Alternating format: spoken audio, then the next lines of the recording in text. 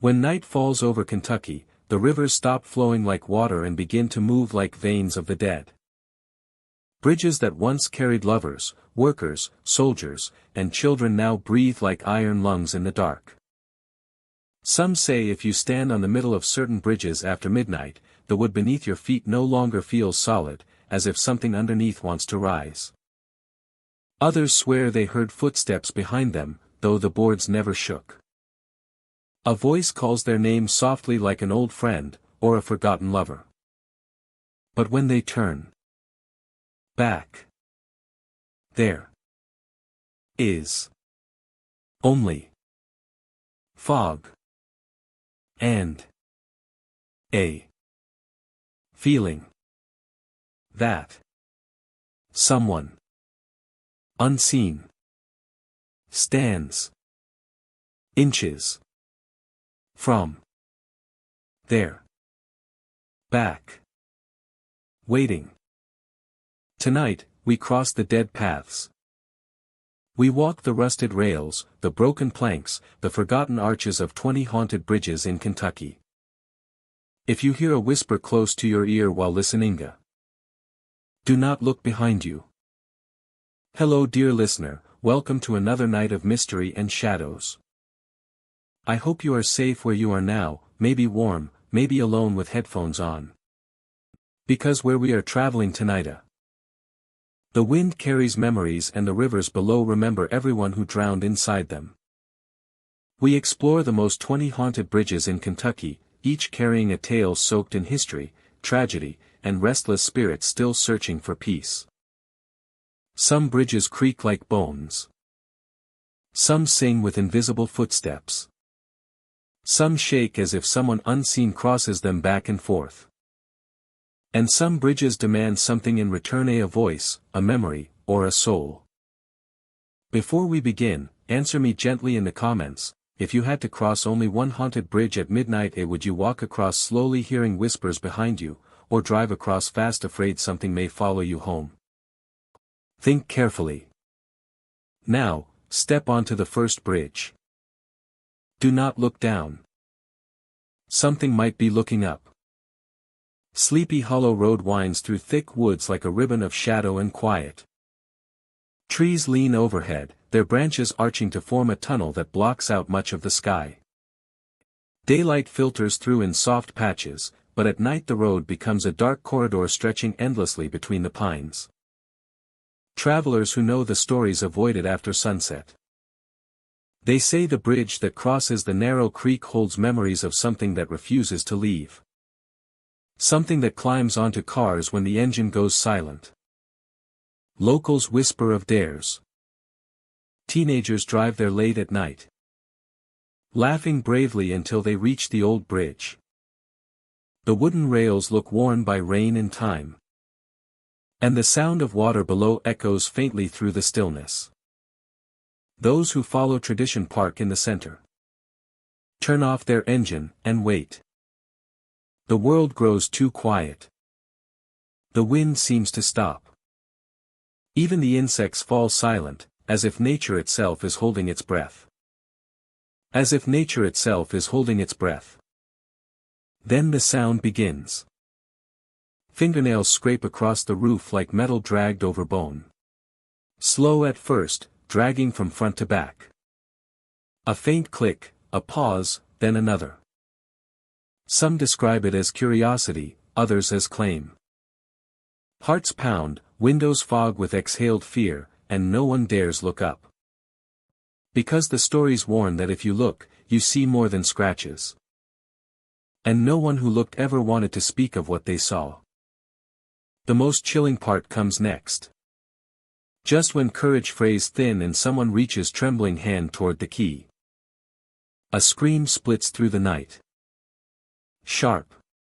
Sudden. A cry that sounds both distant and inside the car at once. It rises, echoes, then ends as abruptly as it began. Silence returns, heavy enough to feel.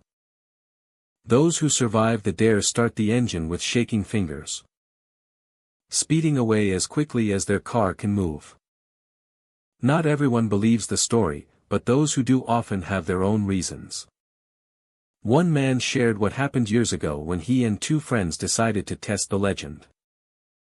They drove along Sleepy Hollow Road under a moonless sky, headlights barely penetrating the darkness ahead. The forest on either side felt endless, branches scratching the car as if trying to hold it back. When they reached the bridge, laughter faded. Their bravado thinned. Still, they stopped in the center, turned the engine off, and waited. Minutes passed, long and heavy. They spoke softly, afraid to break the quiet. Then the first scrape sounded. Something touched the roof. Slow. Deliberate. A sound sharper than tree branches, more rhythmic than falling debris. They froze, unable to move. The scraping grew louder, creeping toward the back of the car. Then the scream tore through the night. It pierced them like cold steel, raw and desperate. The man turned the key so fast it snapped in his hand. The engine roared to life regardless, as if pushed by fear itself.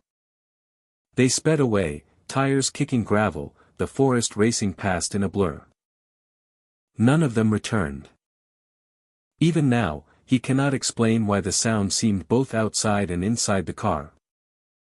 Why the echoes lingered in his ears long after they reached home. Some accounts say scratch marks appear on the roof afterward. Long streaks that cannot be explained by branches or animals. Others claim fingerprints appear in dust along the windows. As though something leaned close, watching. They report hearing footsteps on the roof as they fled. Running across metal as if something crouched above them. The legend varies, but most versions trace back to tragedy. Years ago, a traveler is said to have vanished after breaking down on the bridge late at night. Some say he was searching for help when something took him. Others believe he never left the bridge at all, instead trapped between this world and the next. People speak of a sorrowful presence, lost in time, looking for someone to notice. But some whispers say the spirit is not lonely. It is angry.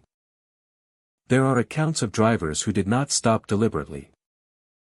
Cars that stalled on the bridge without warning, engine dying mid-drive. A slow drag across metal. A warning. Those who refused to turn off their lights or exit the vehicle escaped quickly. Though many claim the car felt heavy, as if someone rode atop the roof until the bridge disappeared behind them. The road in daylight feels harmless enough. Birds perch among the branches. Sunlight turns the creek into sparkling ribbon. Hikers cross the bridge without fear, unaware of its other face.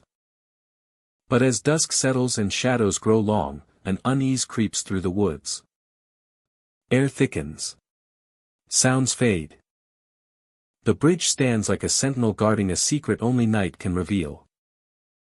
Some claim they walked across the bridge after dark and felt cold fingertips brush their sleeves. Others say the sound of distant footsteps follows them, never visible, always just behind. A few insist they saw a figure standing in the center of the bridge, head bent low, hands dragging against the railing. When approached, it fades like breath in cold air. The creek continues to flow below, unaware. Despite the stories, Sleepy Hollow Road Bridge draws curious thrill-seekers every year. People stand there with flashlights trembling in their grip, waiting for proof. They want to hear the scrape, the scream, the sound that defies explanation. Some walk away disappointed by silence. Others leave running, swearing they will never return. A selected few flee in tears, refusing to speak of exactly what they encountered. Whether the spirit seeks company or revenge remains unclear. Perhaps it reacts only to stillness, drawn to engines gone silent like a moth to flame. Maybe it waits for the brave or the foolish to test their fate. Or maybe it simply exists beyond time, repeating a moment it cannot escape. If you ever find yourself driving along Sleepy Hollow Road at night, you may feel curiosity tug at your mind. The bridge will appear through the trees, old wood-worn and quiet. You might slow, heart pulsing with wonder and fear.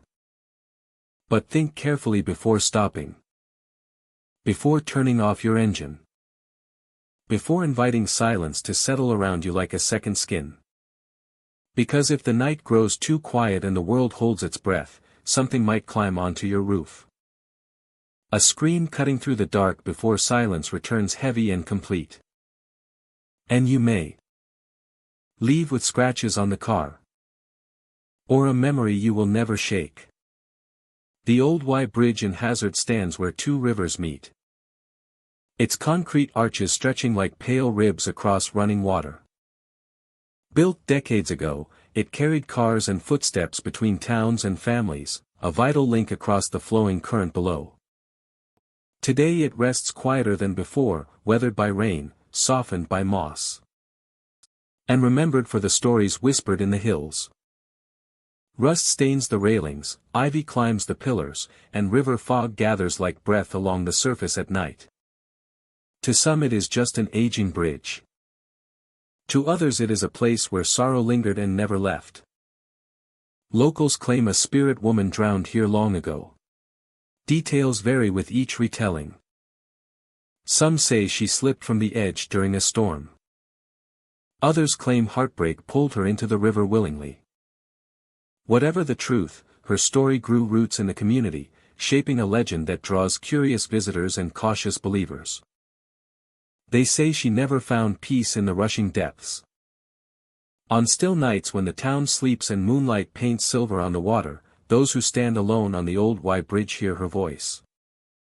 Those who stand alone on the old Y Bridge hear her voice. It begins as a faint sound. Soft crying, so quiet it might be mistaken for wind brushing through weeds. But listeners soon notice the river is calm. No breeze. No rustle. Only that fragile weeping rising from below like lost memory. The longer someone stands at the rail, the clearer it becomes. A woman's cry drifting upward through the darkness.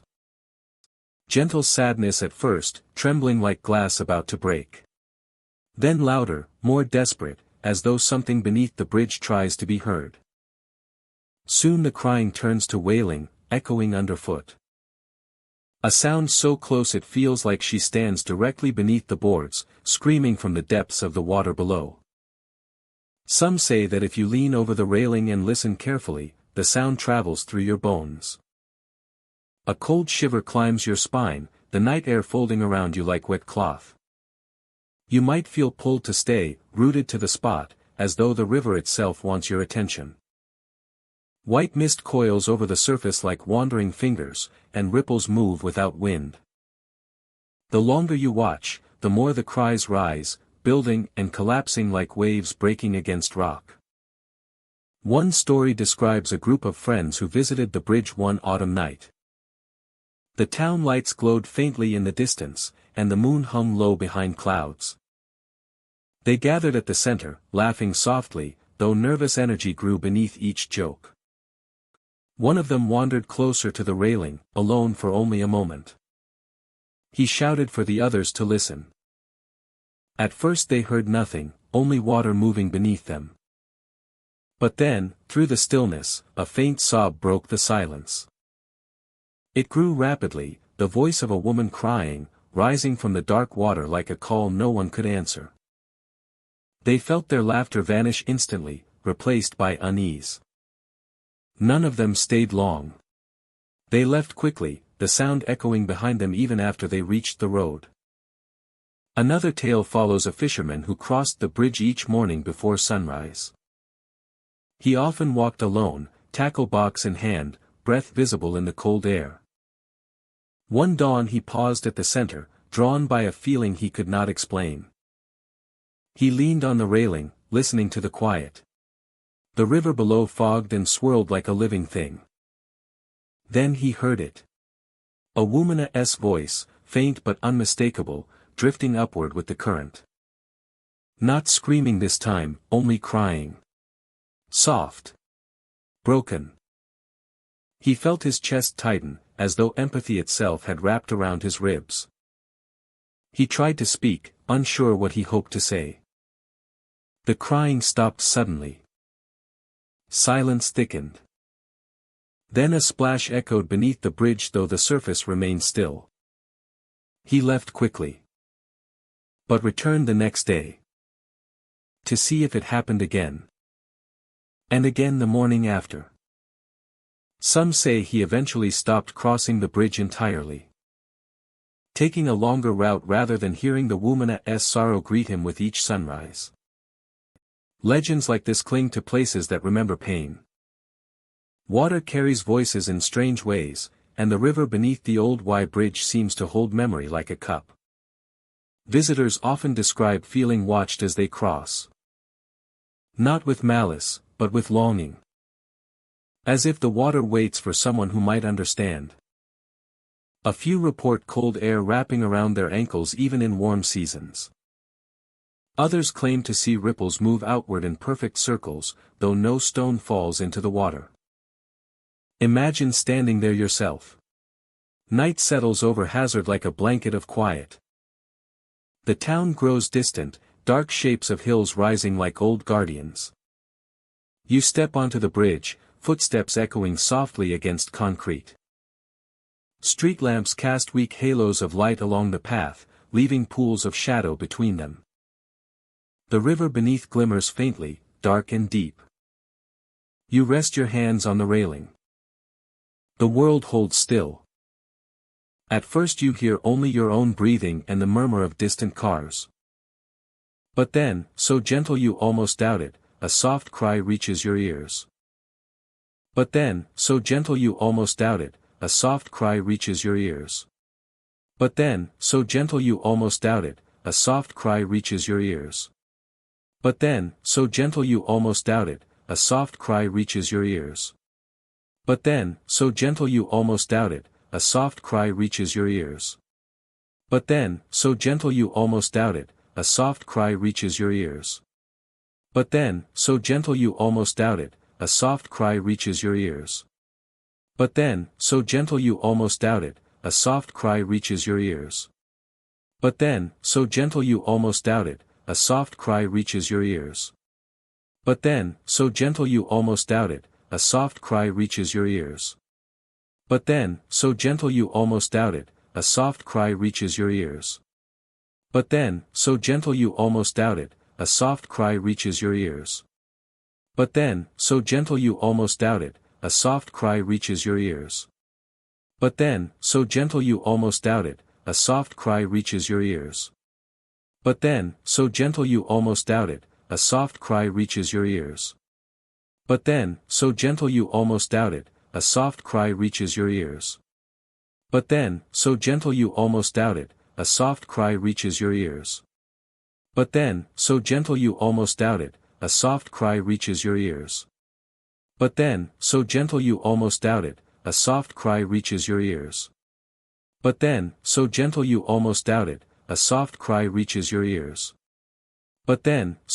you almost doubt it, a soft cry reaches your ears. But then, so gentle you almost doubt it, a soft cry reaches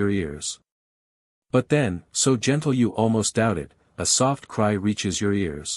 But then, so gentle you almost doubt it, a soft cry reaches your ears.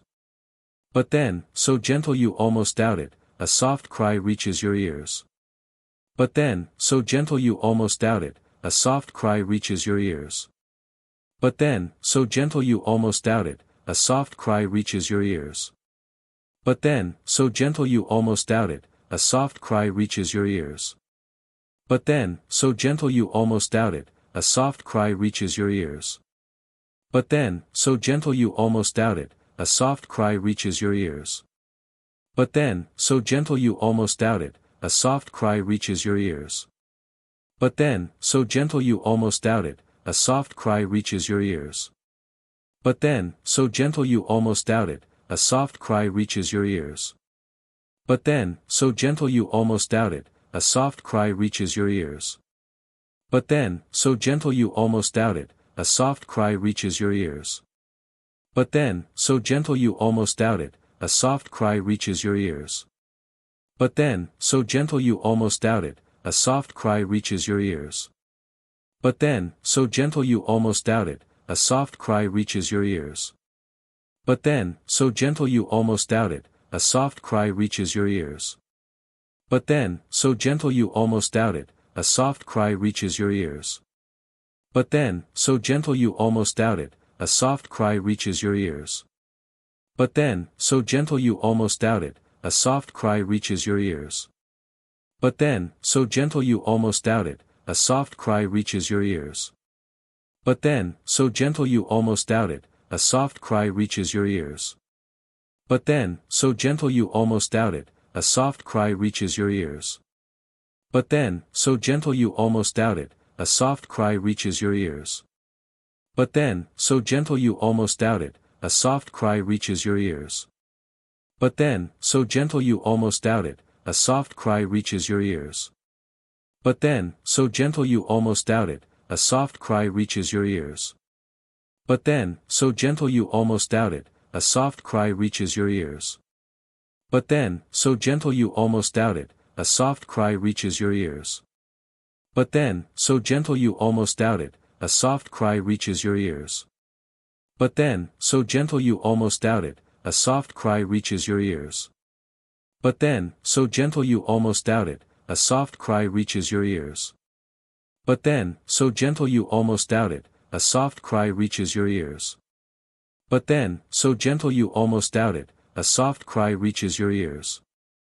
But then, so gentle you almost doubt it, a soft cry reaches your ears. But then, so gentle you almost doubt it, a soft cry reaches your ears. But then, so gentle you almost doubt it, a soft cry reaches your ears. But then, so gentle you almost doubt it, a soft cry reaches your ears. But then, so gentle you almost doubt it, a soft cry reaches your ears. But then, so gentle you almost doubt it, a soft cry reaches your ears. But then, so gentle you almost doubt it, a soft cry reaches your ears. But then, so gentle you almost doubt it, a soft cry reaches your ears. But then, so gentle you almost doubt it, a soft cry reaches your ears. But then, so gentle you almost doubt it, a soft cry reaches your ears. But then, so gentle you almost doubt it, a soft cry reaches your ears. But then, so gentle you almost doubt it, a soft cry reaches your ears. But then, so gentle you almost doubt it, a soft cry reaches your ears. But then, so gentle you almost doubt it, a soft cry reaches your ears. But then, so gentle you almost doubt it, a soft cry reaches your ears. But then, so gentle you almost doubt it, a soft cry reaches your ears. But then, so gentle you almost doubt it, a soft cry reaches your ears. But then, so gentle you almost doubt it, a soft cry reaches your ears. But then, so gentle you almost doubt it, a soft cry reaches your ears. But then, so gentle you almost doubt it, a soft cry reaches your ears. But then, so gentle you almost doubt it, a soft cry reaches your ears. But then, so gentle you almost doubt it, a soft cry reaches your ears. But then, so gentle you almost doubt it, a soft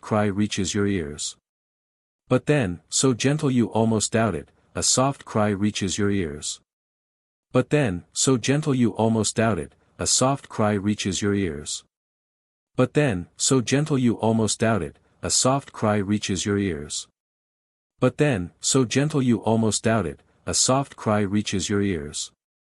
But then, so gentle you almost doubt it, a soft cry reaches your ears. But then, so gentle you almost doubt it, a soft cry reaches your ears.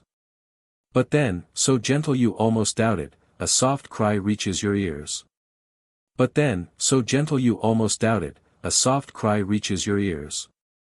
But then, so gentle you almost doubt it, a soft cry reaches your ears. But then, so gentle you almost doubt it, a soft cry reaches your ears. But then, so gentle you almost doubt it, a soft cry reaches your ears. But then, so gentle you almost doubt it, a soft cry reaches your ears. But then, so gentle you almost doubt it, a soft cry reaches your ears. But then, so gentle you almost doubt it, a soft cry reaches your ears.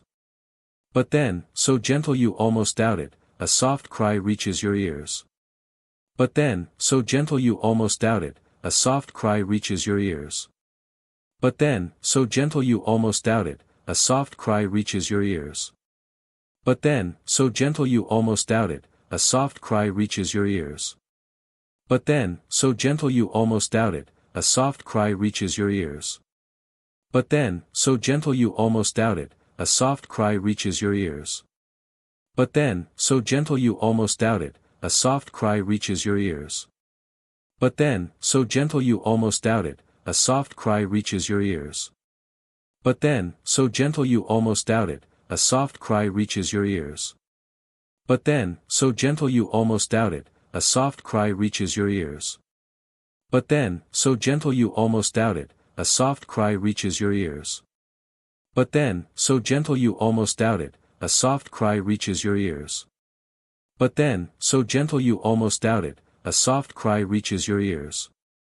But then, so gentle you almost doubt it, a soft cry reaches your ears. But then, so gentle you almost doubt it, a soft cry reaches your ears. But then, so gentle you almost doubt it, a soft cry reaches your ears. But then, so gentle you almost doubt it, a soft cry reaches your ears. But then, so gentle you almost doubt it, a soft cry reaches your ears. But then, so gentle you almost doubt it, a soft cry reaches your ears. But then, so gentle you almost doubt it, a soft cry reaches your ears. But then, so gentle you almost doubt it, a soft cry reaches your ears. But then, so gentle you almost doubt it, a soft cry reaches your ears. But then, so gentle you almost doubt it, a soft cry reaches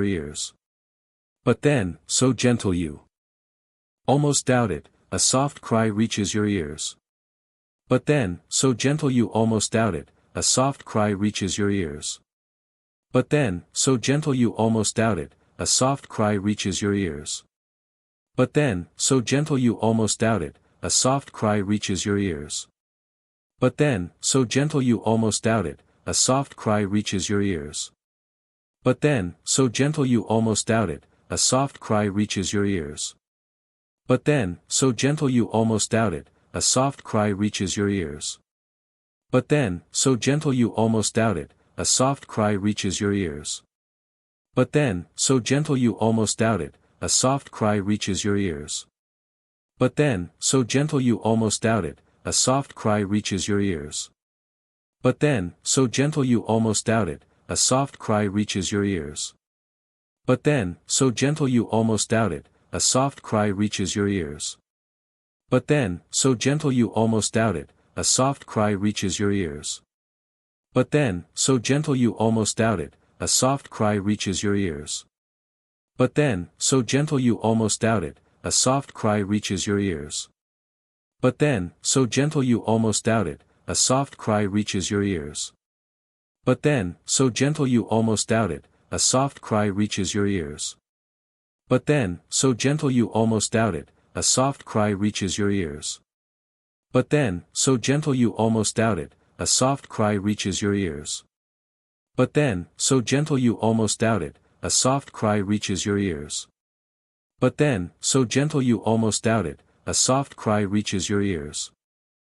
then, so gentle you almost doubt it, a soft cry reaches your ears. But then, so gentle you almost doubt it, a soft cry reaches your ears. But then, so gentle you almost doubt it, a soft cry reaches your ears. But then, so gentle you almost doubt it, a soft cry reaches your ears. But then, so gentle you almost doubt it, a soft cry reaches your ears. But then, so gentle you almost doubt it, a soft cry reaches your ears. But then, so gentle you almost doubt it, a soft cry reaches your ears. But then, so gentle you almost doubt it, a soft cry reaches your ears. But then, so gentle you almost doubt it, a soft cry reaches your ears. But then, so gentle you almost doubt it, a soft cry reaches your ears. But then, so gentle you almost doubt it, a soft cry reaches your ears. But then, so gentle you almost doubt it, a soft cry reaches your ears. But then, so gentle you almost doubt it, a soft cry reaches your ears. But then, so gentle you almost doubt it, a soft cry reaches your ears. But then, so gentle you almost doubt it, a soft cry reaches your ears. But then, so gentle you almost doubt it, a soft cry reaches your ears. But then, so gentle you almost doubt it, a soft cry reaches your ears. But then, so gentle you almost doubt it, a soft cry reaches your ears. But then, so gentle you almost doubt it, a soft cry reaches your ears. But then, so gentle you almost doubt it, a soft cry reaches your ears. But then, so gentle you almost doubt it, a soft cry reaches your ears. But then, so gentle you almost doubt it, a soft cry reaches your ears. But then, so gentle you almost doubt it, a soft cry reaches your ears. But then, so gentle you almost doubt it, a soft cry reaches your ears. But then, so gentle you almost doubt it, a soft cry reaches your ears. But then, so gentle you almost doubt it, a soft cry reaches your ears. But then, so gentle you almost doubt it, a soft cry reaches your ears. But then, so gentle you almost doubt it, a soft cry reaches your ears. But then, so gentle you almost doubt it, a soft cry reaches your ears. But then, so gentle you almost doubt it, a soft cry reaches your ears. But then, so gentle you almost doubt it, a soft cry reaches your ears. But then, so gentle you almost doubt it, a soft cry reaches your ears. But then, so gentle you almost doubt it, a soft cry reaches your ears. But then, so gentle you almost doubt it, a soft cry reaches your ears. But then, so gentle you almost doubt it, a soft cry reaches your ears. But then, so gentle you almost doubt it, a soft cry reaches your ears. But then, so gentle you almost doubt it, a soft cry reaches your ears. But then, so gentle you almost doubt it, a soft cry reaches your ears. But then, so gentle you almost doubt it, a soft cry reaches your ears. But then, so gentle you almost doubt it, a soft cry reaches your ears. But then, so gentle you almost doubt it, a soft cry reaches your ears. But then, so gentle you almost doubt it, a soft cry reaches your ears. But then, so gentle you almost doubt it, a soft cry reaches your ears. But then, so gentle you almost doubt it, a soft cry reaches your ears. But then, so gentle you almost doubt it, a soft cry reaches your ears. But then, so gentle you almost doubt it, a soft cry reaches your ears. But then, so gentle you almost doubt it, a soft cry reaches your ears. But then, so gentle you almost doubt it, a soft cry reaches your ears. But then, so gentle you almost doubt it, a soft cry reaches your ears. But then, so gentle you almost doubt it, a soft cry reaches your ears. But then, so gentle you almost doubt it, a soft cry reaches your ears. But then, so gentle you almost doubt it, a soft cry reaches your ears. But then, so gentle you almost doubt it, a soft cry reaches your ears.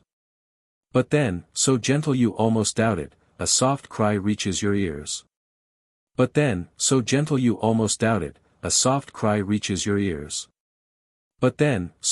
you almost doubt it, a soft cry reaches your ears. But then, so gentle you almost doubt it, a soft cry reaches your ears. But then, so gentle you almost doubt it, a soft cry reaches your ears. But then, so gentle you almost doubt it, a soft cry reaches your ears. But then, so gentle you almost doubt it, a soft cry reaches your ears. But then, so gentle you almost doubt it, a soft cry reaches your ears. But then, so gentle you almost doubt it, a soft cry reaches your ears. But then, so gentle you almost doubt it, a soft cry reaches your ears. But then, so gentle you almost doubt it, a soft cry reaches your ears. But then, so gentle you almost doubt it, a soft cry reaches your ears. But then, so gentle you almost doubt it, a soft cry reaches your ears. But then, so gentle you almost doubt it, a soft cry reaches your ears. But then, so gentle you almost doubt it, a soft cry reaches your ears. But then, so gentle you almost doubt it, a soft cry reaches your ears. But then, so gentle you almost doubt it, a soft cry reaches your ears. But then, so gentle you almost doubt it, a soft cry reaches your ears. But then, so gentle you almost doubt it, a soft cry reaches your ears. But then, so gentle you almost doubt it, a soft cry reaches your ears.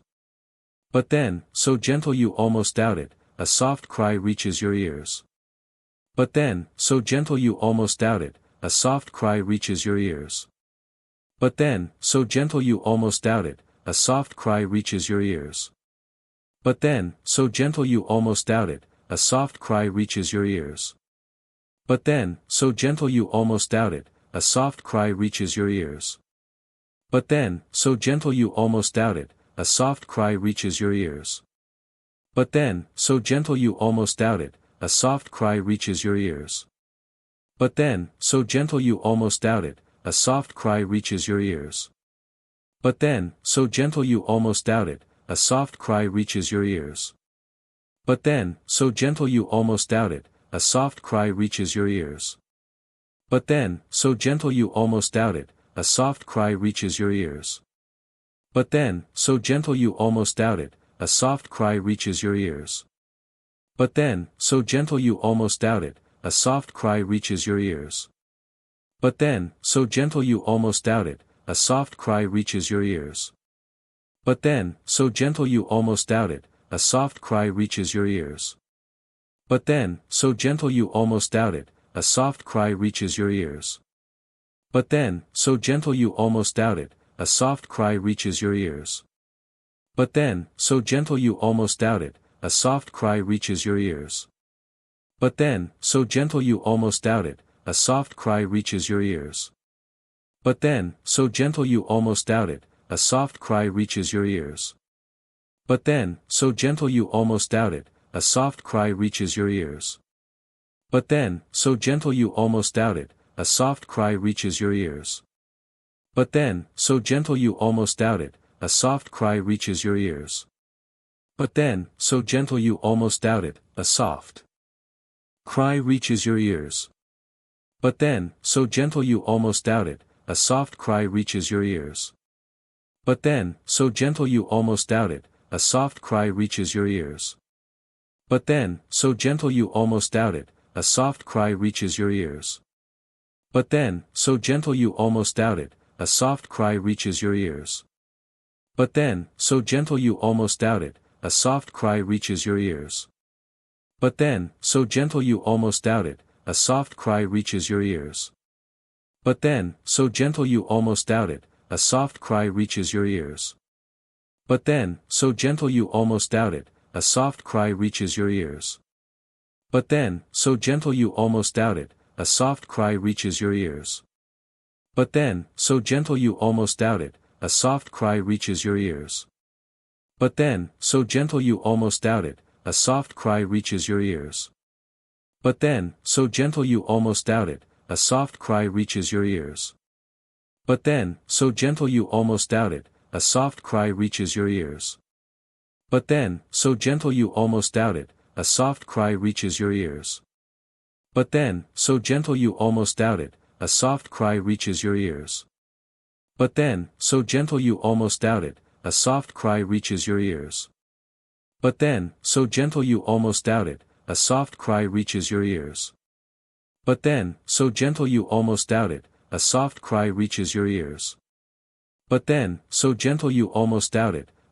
cry reaches your ears. But then, so gentle you almost doubt it, a soft cry reaches your ears. But then, so gentle you almost doubt it, a soft cry reaches your ears. But then, so gentle you almost doubt it, a soft cry reaches your ears. But then, so gentle you almost doubt it, a soft cry reaches your ears. But then, so gentle you almost doubt it, a soft cry reaches your ears. But then, so gentle you almost doubt it, a soft cry reaches your ears. But then, so gentle you almost doubt it, a soft cry reaches your ears. But then, so gentle you almost doubt it, a soft cry reaches your ears. But then, so gentle you almost doubt it, a soft cry reaches your ears. But then, so gentle you almost doubt it, a soft cry reaches your ears. But then, so gentle you almost doubt it, a soft cry reaches your ears. But then, so gentle you almost doubt it, a soft cry reaches your ears. But then, so gentle you almost doubt it, a soft cry reaches your ears. But then, so gentle you almost doubt it, a soft cry reaches your ears. But then, so gentle you almost doubt it, a soft cry reaches your ears. But then, so gentle you almost doubt it, a soft cry reaches your ears. But then, so gentle you almost doubt it, a soft cry reaches your ears. But then, so gentle you almost doubt it, a soft cry reaches your ears. But then, so gentle you almost doubt it, a soft cry reaches your ears. But then, so gentle you almost doubt it, a soft cry reaches your ears. But then, so gentle you almost doubt it, a soft cry reaches your ears. But then, so gentle you almost doubt it, a soft cry reaches your ears. But then, so gentle you almost doubt it, a soft cry reaches your ears. But then, so gentle you almost doubt it, a soft cry reaches your ears. But then, so gentle you almost doubt it, a soft cry reaches your ears. But then, so gentle you almost doubt it, a soft cry reaches your ears. But then, so gentle you almost doubt it, a soft cry reaches your ears. But then, so gentle you almost doubt it, a soft cry reaches your ears. But then, so gentle you almost doubt it, a soft cry reaches your ears. But then, so gentle you almost doubt it, a soft cry reaches your ears.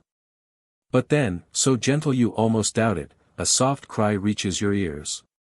But then, so gentle you almost doubt it, a soft cry reaches your ears. But then, so gentle you almost doubt it, a soft cry reaches your ears. But then, so gentle you almost doubt it, a soft cry reaches your ears. But then, so gentle you almost doubt it, a soft cry reaches your ears. But then, so gentle you almost doubt it, a soft cry reaches your ears. But then, so gentle you almost doubt it, a soft cry reaches your ears. But then, so gentle you almost doubt it, a soft cry reaches your ears.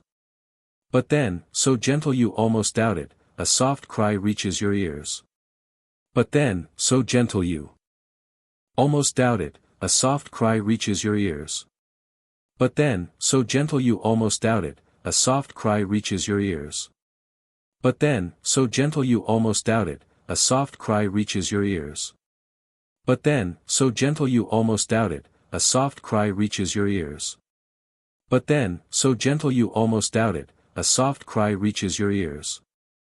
But then, so gentle you almost doubt it, a soft cry reaches your ears. But then, so gentle you almost doubt it, a soft cry reaches your ears. But then, so gentle you almost doubt it, a soft cry reaches your ears. But then, so gentle you almost doubt it, a soft cry reaches your ears. But then, so gentle you almost doubt it, a soft cry reaches your ears.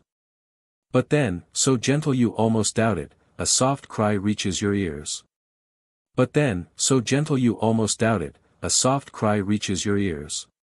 But then, so gentle you almost doubt it, a soft cry reaches your ears. But then, so gentle you almost doubt it, a soft cry reaches your ears. But then, so gentle you almost doubt it, a soft cry reaches your ears. But then, so gentle you almost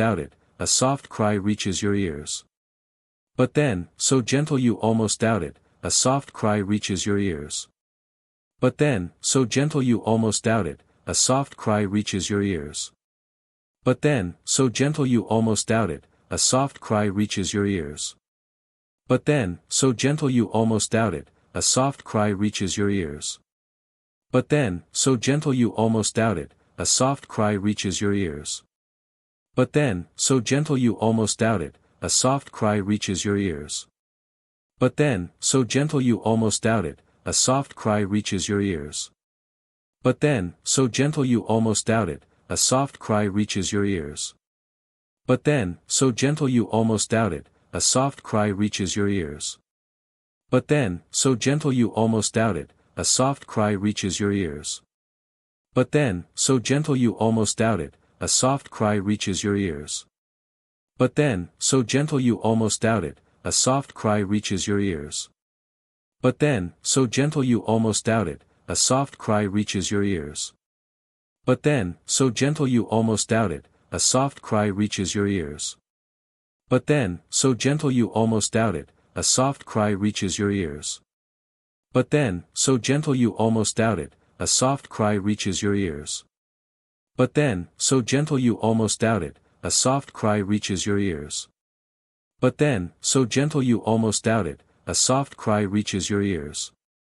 But then, so gentle you almost doubt it, a soft cry reaches your ears. But then, so gentle you almost doubt it, a soft cry reaches your ears. But then, so gentle you almost doubt it, a soft cry reaches your ears.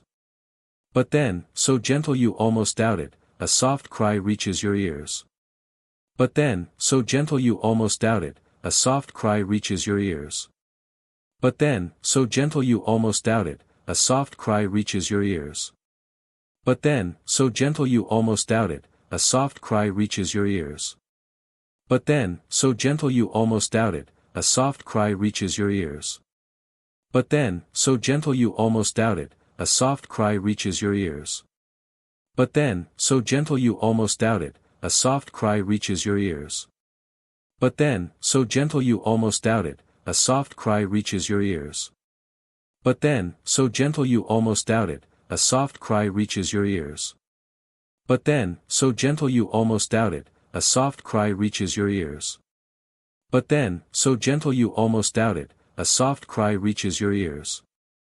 But then, so gentle you almost doubt it, a soft cry reaches your ears. But then, so gentle you almost doubt it, a soft cry reaches your ears. But then, so gentle you almost doubt it, a soft cry reaches your ears. But then, so gentle you almost doubt it, a soft cry reaches your ears. But then, so gentle you almost doubt it, a soft cry reaches your ears. But then, so gentle you almost doubt it, a soft cry reaches your ears. But then, so gentle you almost doubt it, a soft cry reaches your ears. But then,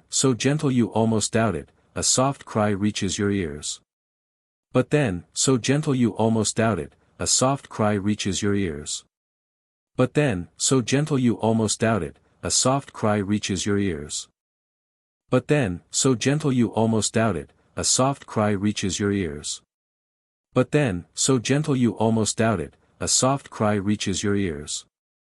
But then, so gentle you almost doubt it, a soft cry reaches your ears. But then, so gentle you almost doubt it, a soft cry reaches your ears. But then, so gentle you almost doubt it, a soft cry reaches your ears. But then, so gentle you almost doubt it, a soft cry reaches your ears. But then, so gentle you almost doubt it, a soft cry reaches your ears. But then, so gentle you almost doubt it, a soft cry reaches your ears. But then, so gentle you almost doubt it, a soft cry reaches your ears. But then, so gentle you almost doubt it, a soft cry reaches your ears. But then, so gentle you almost doubt it, a soft cry reaches your ears. But then, so gentle you almost doubt it, a soft cry reaches your ears. But then, so gentle you almost doubt it, a soft cry reaches your ears. But then, so gentle you almost doubt it, a soft cry reaches your ears. But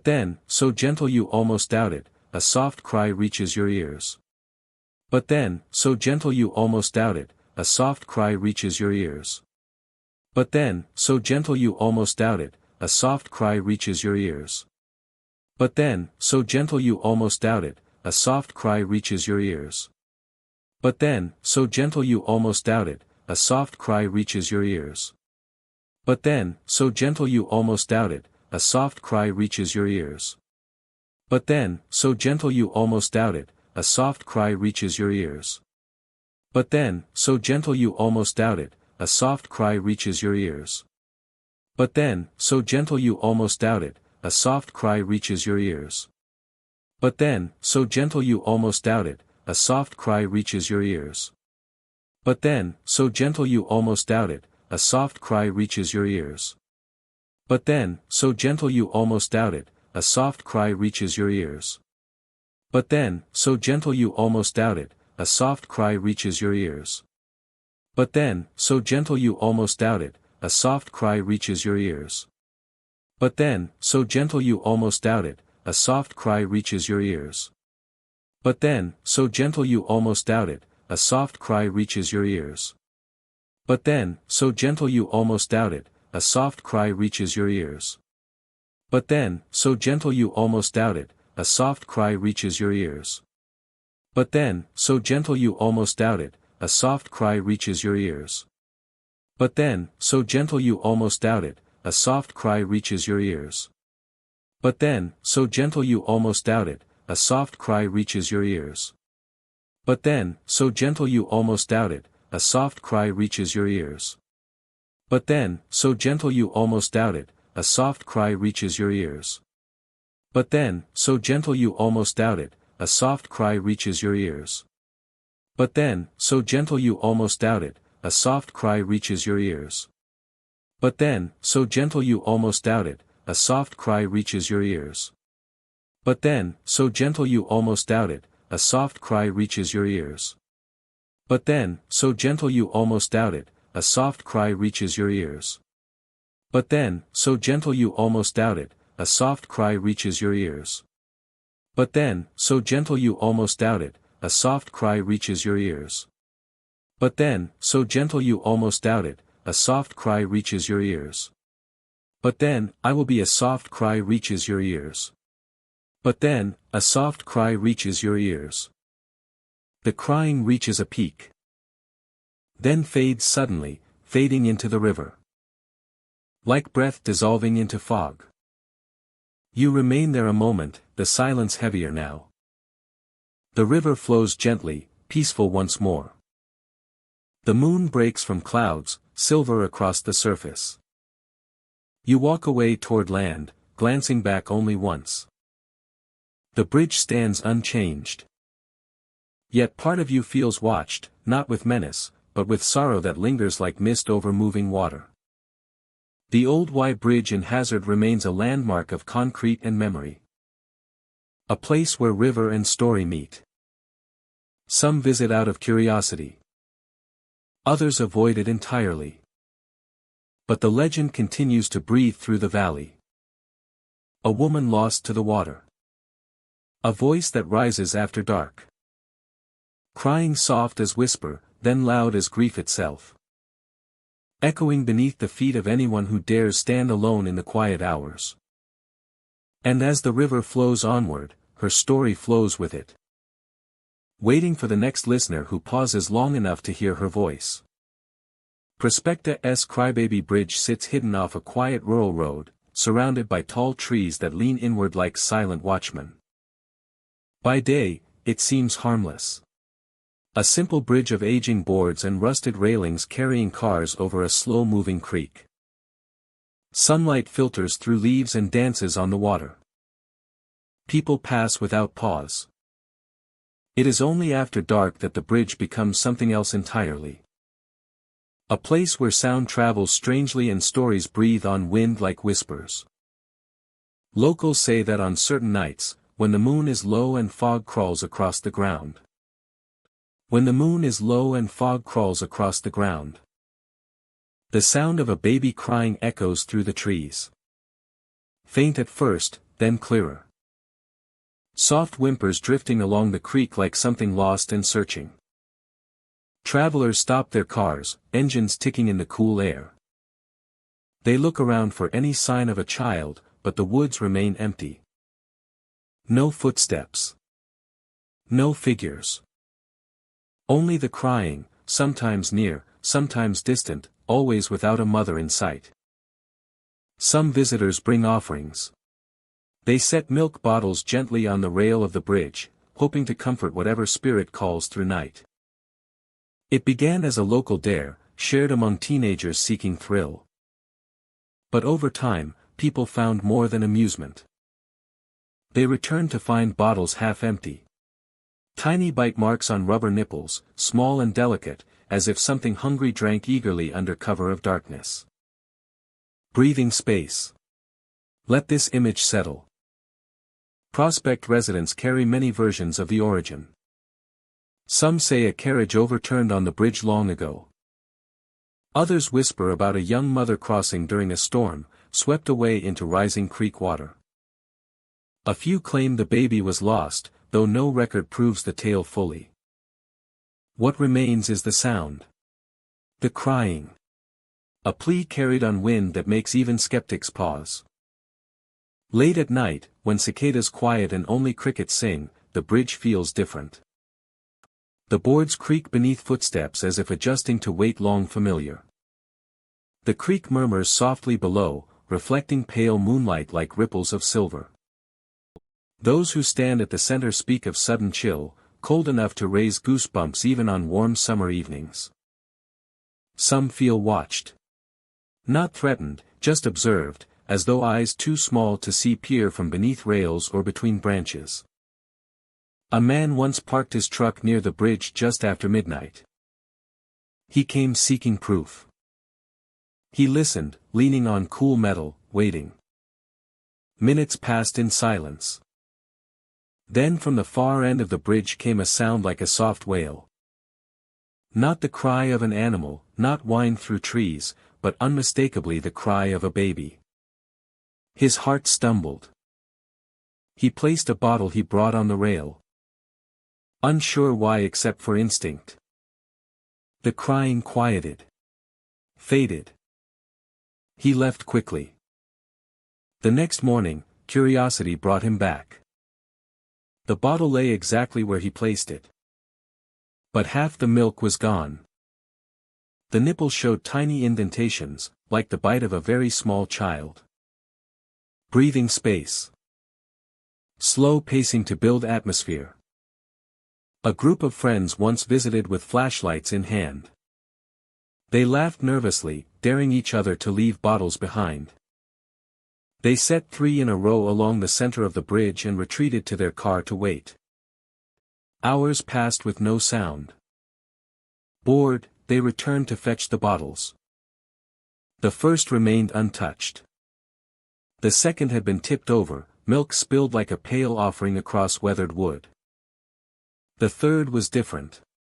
Most of the milk gone. Tiny teeth marks circling the rubber. They left in silence. Others described seeing small handprints appear on fogged windows of parked cars. 5 perfect shapes, no larger than an Infanta S. They watched the prints form as though pressed from the outside, trailing water droplets like tears sliding down glass. When the engine starts, the prints fade, leaving only fear and wonder. Breathing space. The most unsettling encounters are not visual, but emotional. Travelers report feeling overwhelming sadness, an ache in the chest that arrives suddenly. Some feel the urge to cry themselves. Others speak of hearing gentle cooing that turns into soft sobbing. A few claim they heard a woman's voice in the distance, quiet like wind, humming a lullaby through trees. When they searched for the source, only silence answered. Investigators with thermal cameras once captured a vague warm shape near the railing. No larger than a toddler. It flickered, moved slightly, then vanished before their eyes. No footprints, no rustle in the grass. Just the echo of crying that grew louder for a moment, then fell silent again. Breathing space, softened narration. Imagine standing there alone at night. Moonlight glows faint through clouds. The bridge stretches before you like a path into memory. You hear water below, the soft trickle like someone shushing gently. Then, faint through the trees, a cry. A single note of distress. You step closer, heart beating slow and heavy. The cry returns, louder. You place a bottle on the rail with shaking hand. Air turns colder around you. Wind stops. The woods hold their breath. A feeling washes over you, warm and sorrowful, like tiny fingers clasping for comfort. You step back. Minutes pass. When the crying fades, you leave quickly, unsure if you should turn around. You return later, curious against your better judgment. The bottle sits where you left it. Milk missing. Small bite marks pressed like whispers of the past. Children grow up hearing warnings not to visit after dark. Each tale different, yet woven with the same threads. By day, the bridge appears harmless, just another rural crossing near calm water. Where sorrow echoes. If you travel there, bring respect. Do not mock the whispers that linger. The past may listen. And if you hear a baby cry with no mother in sight, know that many before you heard it too. If you dare leave a bottle on the rail, return to see if something small visited. Tiny teeth. Tiny hunger. A reminder that some cries never fade, even when the world around them moves on. High Bridge in Jessamine County rises high above the Kentucky River, a spine of steel and rivets stretching across deep valley air. Built more than a century ago, it stands tall and unwavering, a monument of engineering and ambition. From a distance it looks calm, quiet, almost gentle against rolling hills and winding water. But when you walk onto it, when your footsteps meet the echo of steel beneath your weight, a different feeling settles in. The wind changes. The world feels still. And the whispers begin. Locals say the bridge holds memories. Stories carved into iron beams by time and weather. Travelers, hikers, explorers stand at the entrance and feel curiosity tug them forward. The ground below disappears into shadow as the bridge stretches on and on, offering no distraction from open space and height. Sunlight glints off rust and railings. Birds circle far beneath you, tiny specks drifting through air that feels endless. Every step makes a slight metallic tremor. The river shimmers below like dark glass, moving slowly between cliffs. You reach the center of the bridge, the world wide and silent around you. The wind stops just long enough to feel like breath held by something unseen. Then cold hands press gently into your back. Not shoving. Not forceful. Just steady, enough to remind you how high you stand. Some describe it as a nudge from behind, a careful touch, as though someone invisible stands close, urging you to look over the edge. To remember gravity. To feel the weight of the space beneath your feet. Most step forward instinctively, heart quickening. They turn to see who touched them, but no one stands behind. Only the long stretch of bridge fading back into trees. People who visit High Bridge speak of whispers that ride the wind. Words too faint to understand, like breath from voices long gone. Some say it sounds like conversation. Others hear their name carried softly across the span. The higher you walk, the deeper that presence feels, watching but never threatening. Just reminding. History here runs deep. The bridge saw trains roll across its spine for generations, carrying coal, goods, and dreams. Workers lived in shacks near the base, their lanterns glowing at night like stars trapped between branches.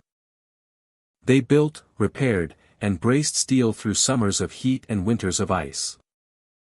Some never left this valley. Legends whisper that a man once stood on the bridge long ago, staring down at the river as dusk painted the water gold. Life weighed heavy on him, though no one knows why. Some claim the wind pushed too gently, too kindly, leading him forward into air and silence. Whether truth or myth, stories of his presence linger. People swear they feel calm, not fear, when the cold hands touch their back. As though someone wants them to understand the height, the power, the fragility of balance. Visitors often arrive confident, laughing under blue sky. But halfway across the span, conversation falls quiet. Hearts beat louder. Breath grows shallow.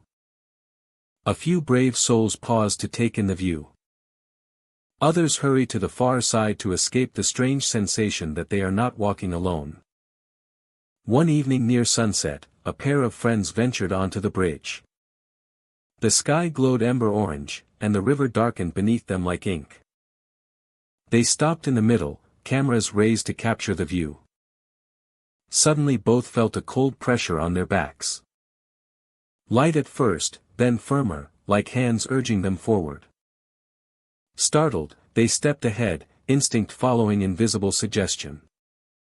When they spun around, air stood empty. No person. No shadow. Only the hum of wind returning. They walked back quickly, speaking little. Later they admitted the touch felt neither cruel nor playful. Just present. A reminder of height, of time, of something unseen. Another traveler said he heard footsteps behind him though he walked alone. Soft metal taps, pacing at equal rhythm. When he stopped, the footsteps continued for 2 more steps. Then silence. The bridge around him felt alive, wires vibrating with unseen memory. The river below moved like dark thought. He kept walking, resisting the urge to look back. At night the bridge changes again. Moonlight lays silver across steel beams. The valley fills with frogs and river murmurs. Sometimes people see a dim outline far ahead, like a person leaning over the rail, staring into black water. The figure never moves. Never speaks. When approached, it fades like shadow swallowed by darker shadow. On fog-heavy mornings, the bridge disappears into white haze, rails vanishing just feet ahead. Step forward and you feel suspended between nothing and sky. Some hikers swear whispers echo louder in fog, voices weaving through mist like threads in cloth. The cold hand touch happens most often then, gentle but firm, keeping you aware of the edge even when sight deceives. Imagine walking the span alone. Early morning. Dew on steel. Your breath visible. Each step ringing softly. You reach the center and stop. The world holds still. The river sleeps beneath a veil of mist. You close your eyes for a moment, letting quiet settle through bones. Then you feel it. A hand. No warmth. Only cold, like water resting on skin. You open your eyes, heart loud. The hand retreats, leaving only air behind. You inhale slowly, the height pressing awareness into your mind. You know you are safe, yet fragile. High. Very high. People say the bridge does not want to harm but remind. Remind of gravity. Of life. Of memory. As though something in the steel itself urges respect. A presence left behind by time, by those who worked here, by those who crossed and never returned. The county keeps the bridge as landmark, history preserved in bolts and beams. Visitors come for the view and leave with stories. Families take photos.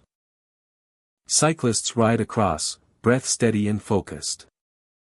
Yet many pause without meaning to, midway above the river, drawn to stillness. Something about the place demands attention, reverence, notice. Some believe the hands belong to a watchful spirit, guarding the center of the span. Others say they are echoes of those who walked before, reaching out through time to share awareness. A few think the bridge itself remembers every footstep, every moment, and lends a gentle nudge so no one forgets where they stand. High Bridge remains tall, towering above water and rock, wind and story. A place of beauty and quiet mystery. Walk there with respect. Step lightly. Listen when the breeze whispers through metal. And if you reach the center and feel a cold hand press softly against your back, know it is not a push toward danger. It is a reminder of how high you are, and that something unseen walks with you across that span. Coalville-covered bridge stands quietly over a narrow creek, tucked away among rolling hills and farmland. By day it is gentle, picturesque, a slice of Kentucky history framed by trees and wildflowers. Sunlight filters through the wooden slats, painting stripes across the old floorboards, and the creek below glimmers as it moves between mossy stones. In daylight, the bridge feels peaceful, like a relic of simpler years. But when night falls, everything changes. The bridge becomes shadow. The air grows colder even in summer months. Fog seeps from the creek and clings to the path leading inside. Darkness gathers beneath the roofed arch as if something breathes within. Locals warn not to linger after sunset. They speak of a figure that rides through mist. A horse galloping with desperate force. A rider searching for what was lost long ago. A rider with no head. Stories say that on fog-laced nights, a silhouette appears at the far end of the bridge. Horse and rider both formed of shadow and pale light, gliding silently at first. The horse's hooves make no sound on wood until the moment you truly notice them. Until your eyes focus. Until you understand what you are seeing. Then the bridge fills with thunder. Hooves striking hard. Echoes pounding like a heartbeat too loud, too close. Yet even as the sound grows, nothing visible moves. The rider remains distant, fixed in place, as though suspended between worlds. Some believe the figure searches for something taken from him. A lost head. A stolen honor. A final ride never finished. Those who stare too long claim the hooves rush toward them suddenly, racing through the fog though the rider does not advance. The sound becomes overwhelming, trembling through the boards beneath their feet. They feel vibration in their bones, breath stolen by unseen force. Until they step back in fear. When they blink, the sound stops. Silence returns like a held breath released. One man recalled his visit late one autumn. He had heard the stories but laughed them off, assuming exaggeration meant to entertain. He arrived just after sunset when the sky burned orange behind the tree-line. As he stepped onto the bridge, mist curled along the floor like smoke. The atmosphere shifted. The air felt heavy, thick with moisture and something older than weather. Halfway across he stopped and looked ahead. A shape formed beyond the far entrance. A horse. A rider. But where a head should be, nothing rested above the shoulders. Only empty space, shaped wrong, like a shadow missing its center. Shaped wrong, like a shadow missing its center. Like a shadow missing its center. A shadow missing its center. Missing its center. Its center. He stared, expecting the vision to dissolve like fog. Instead, it sharpened. Details stood out though no light should reveal them. The horse's muscles moved beneath ghostly skin. The rider sat tall, posture rigid. For a moment, they seemed frozen figures from a forgotten painting. Then the sound began. Hooves. Slow. Distant. Growing closer even though the rider remained still. The bridge trembled. Boards groaned beneath invisible weight. The man felt panic rise like cold water in his chest. He stumbled back, eyes fixed forward. The rider never moved, yet the sound raced toward him. Hooves thundered as if inches away. He ran. Not daring to look back. Only when he reached the road did the sound stop. He turned. The bridge stood silent and empty. The mist hanging motionless like a curtain between worlds. Locals tell similar tales. A girl walking home from a fall festival claims she heard hooves behind her even though the path was empty. A fisherman packing up at twilight saw horse tracks appear on the damp boards though no animal had crossed. A couple taking photos at dusk captured an image where a faint outline of a rider stood behind them, though they had seen no one in person. Old stories blend with new ones, each adding weight to the legend until the bridge feels alive with memory. Some say the rider belonged to a soldier, separated from his unit long ago. Others believe he was a traveler attacked on the road, his head taken by thieves. Some whisper that he guards the bridge, warning those who approach after dark. Perhaps searching for what he lost. Perhaps ensuring no one else meets the same fate. Whatever the truth, staring into the mist too long seems to stir him. Inviting thunder without motion. Presence without form. Even those who visit during the day sometimes feel a chill when stepping into the shaded span. They pause mid-walk, struck by sudden stillness. Birds fall quiet. Wind holds its breath. The scent of old timber mixes with something faintly metallic, like rain on iron. Most continue through without incident. Yet a few report hearing a single hoofstep behind them, echoing softly though the bridge stands empty. Night deepens the effect. Shadows stretch like reaching hands. Visitors who approach after sunset often turn back before stepping inside. Their instincts whisper caution. Some take a few steps, listening. Heartbeats slow. Ears strain.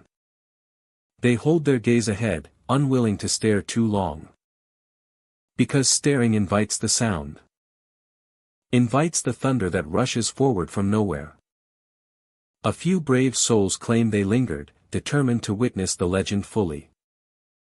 They stood in the center of the bridge, breathing cold damp air, waiting. Then, without warning, hooves crashed into the stillness, pounding as if a horse raced through the tunnel at full speed. The bridge shook beneath them. Yet they saw nothing move.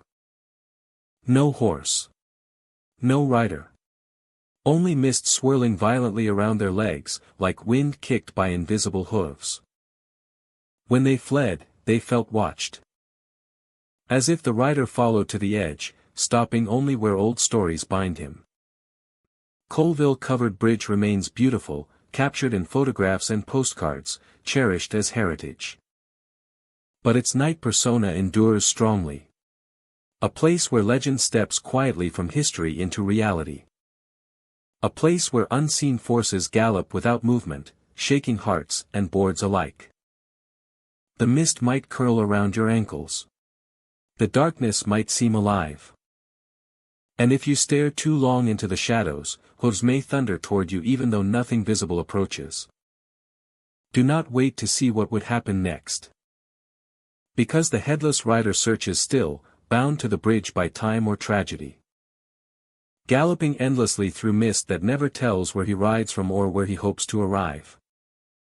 Old Talbot Tavern Bridge rests near the historic tavern grounds, worn by rain and years of footsteps, where planks creak under the weight of time itself.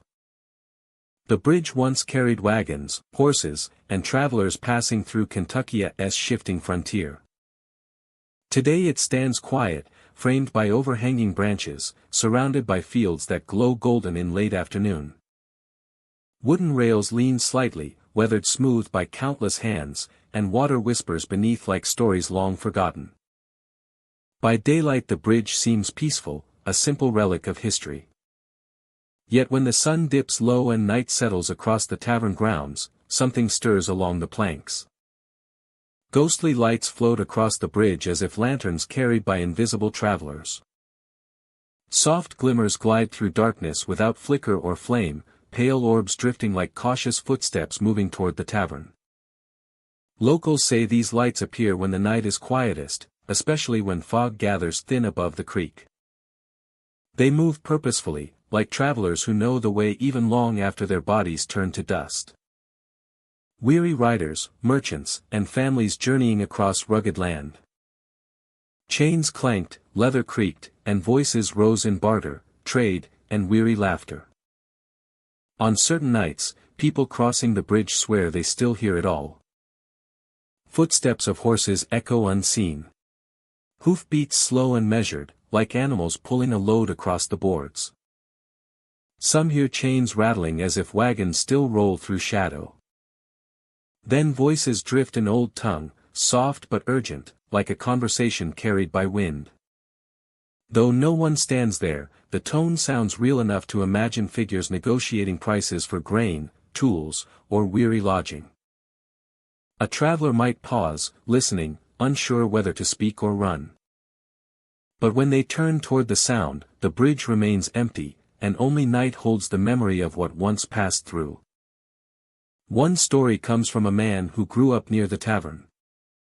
He used to cross the bridge at dusk on his walk home, the sky fading blue behind the tree line. One evening he noticed a faint glow ahead. He assumed someone crossed with a lantern. As he moved closer, the light drifted sideways, then forward, gliding without footsteps. He called out a greeting, expecting a neighbor. No reply came. The lantern glow floated across the planks like a silent guide, then vanished just before reaching the far end. When the man stepped onto the bridge himself, he heard the distant clank of metal, like a wagon chain pulled taut, though he stood alone. Another tale tells of two friends exploring the tavern grounds late at night, daring each other to walk the bridge in the dark. Moonlight cast silver through tree branches, turning creek water black beneath.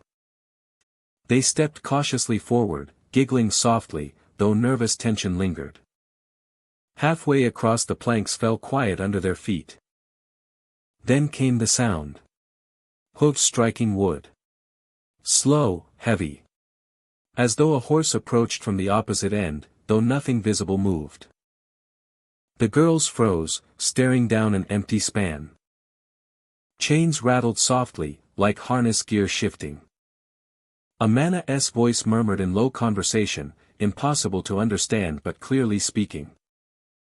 The friends ran, not stopping until they reached the road, hearts racing with confusion more than fear. People who returned described the experience not as terrifying, but strange, like stepping into history that refuses to fully disappear. Sounds play through the night like echoes of a life once lived.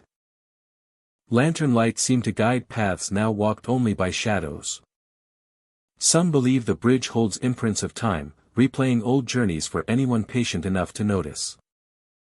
Visitors sometimes report feeling watched on the bridge, though never threatened. A cool breeze pushes across their back, though the air remains still beyond the span. Others feel as though someone walks beside them, unseen but present. Leaves rustle without wind. Footsteps whisper just ahead, but footsteps that do not match modern shoe or boot. More like leather soles. More like the weight of old travel. Imagine standing there yourself. The night deepens around you, stars scattered above like distant fires. The tavern sits quiet nearby, windows dark, history sleeping behind thick walls. You step onto the bridge and the boards creak softly beneath you. Water below glimmers silver as the moon breaks through cloud cover. At first you hear only the quiet of nature, the gentle stream and distant night insects. Then a light appears beside you. Small, round, hovering at waist height. Not bright enough to blind, but clear and warm like an old lantern. The light moves across the planks with calm certainty. You hesitate, breath steady, curiosity outweighing fear. Horse hooves strike wood in steady rhythm. Chains rattle like metal pulled across old boards. Voices echo faintly, trading words lost to time. You stand still, heart beating slow and heavy, listening to the ghost of a scene you cannot see. The lantern glow fades near the middle of the bridge. The sounds deepen for a moment, rising as if history itself breathes through wooden beams. Then silence returns. No hooves. No chains. No voices. Only the creak below and the whisper of leaves above. You look around. Nothing stirs. The night feels untouched. You step off the bridge, carrying with you a memory that feels older than your own life. Some say the travelers continue their route through time, repeating a journey that never truly ended. Others believe the spirits simply protect the path they once knew, wandering beneath lantern glow forever. Whether you choose to believe or not, the old Talbot Tavern Bridge remains a place where night holds more than darkness. It holds movement. It holds whispers. It holds the soft glow of unseen lanterns crossing the planks like footprints of history drifting gently across the present, waiting for anyone who listens long enough to hear the past walk by. The Valley View Ferry Bridge stretches across the Kentucky River as one of the oldest crossings still in operation. It carries more than travelers and cars. It holds memories, whispered stories of footsteps on wood and silent figures waiting on the far bank. Locals come and go, familiar with its slow pace and historic charm. But when evening settles and the last glow fades behind the trees, the crossing becomes something stranger. More watchful. More alive. On quiet nights, passengers waiting to cross speak of footsteps moving across the deck though no one boards. Shoes tapping wood in steady rhythm, as if invisible travelers hurry to catch a ferry that left long ago. The sound begins faint, barely noticeable over river flow, then grows clearer. Heel and toe, slow at first, then faster, like someone late for departure. People look around, expecting to see another rider approaching. But the deck remains empty, lanterns swinging gently in breeze. Breathing space. Let the listener picture the scene. Sometimes, when the ferry drifts from shore under moonlight, passengers hear weight shift across planks behind them. Boards groan softly as if stepped upon. But when they turn, no one stands there. Only mist clings to railings, curling like fingers around iron. The river below carries faint currents, dark and reflecting stars like shattered glass. Everything looks normal, but the presence lingers, unseen yet undeniable. Those who work the ferry know the stories well.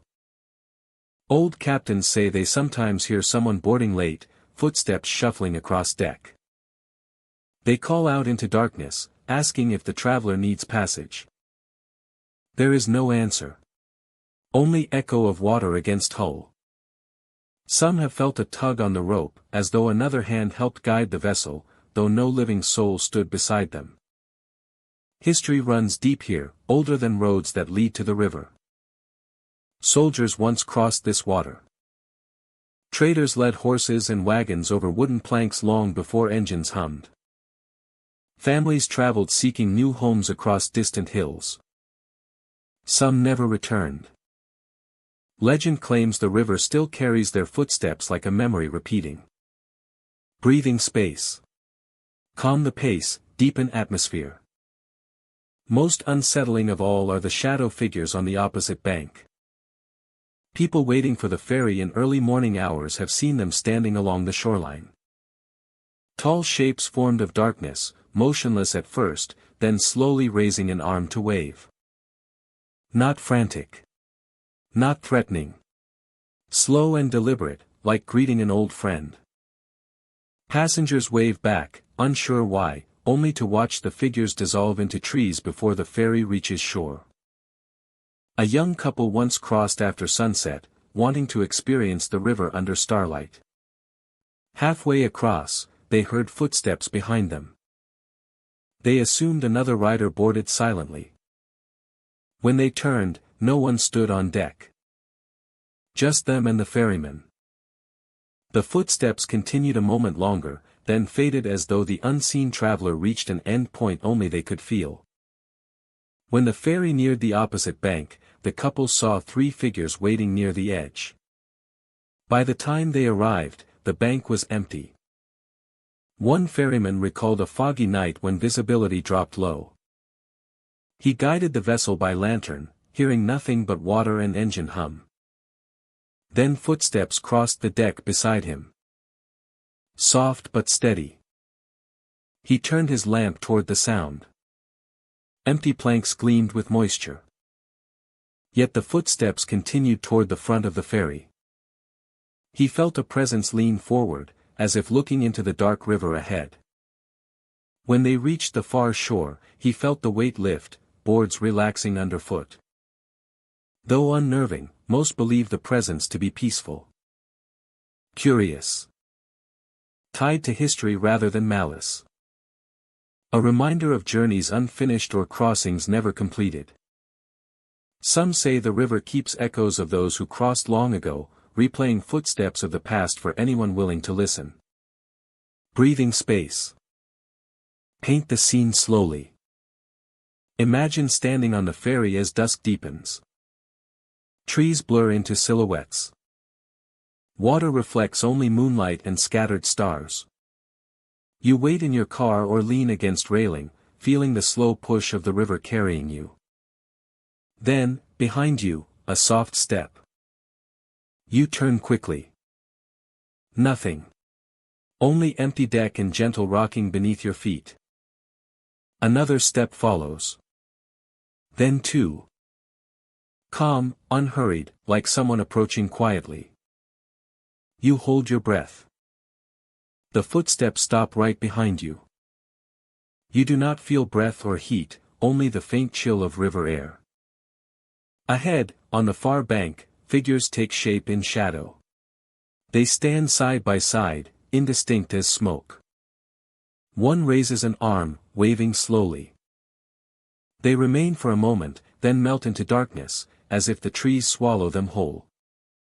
When the ferry docks, all you see is empty shoreline and still forest. No footprints. No movement. Yet you cannot shake the feeling that someone existed there only moments ago, waiting for a crossing that never comes. Breathing space. Stories among locals vary. Some say soldiers lost in Civil War days returned to the river, hoping to rejoin a troop long gone.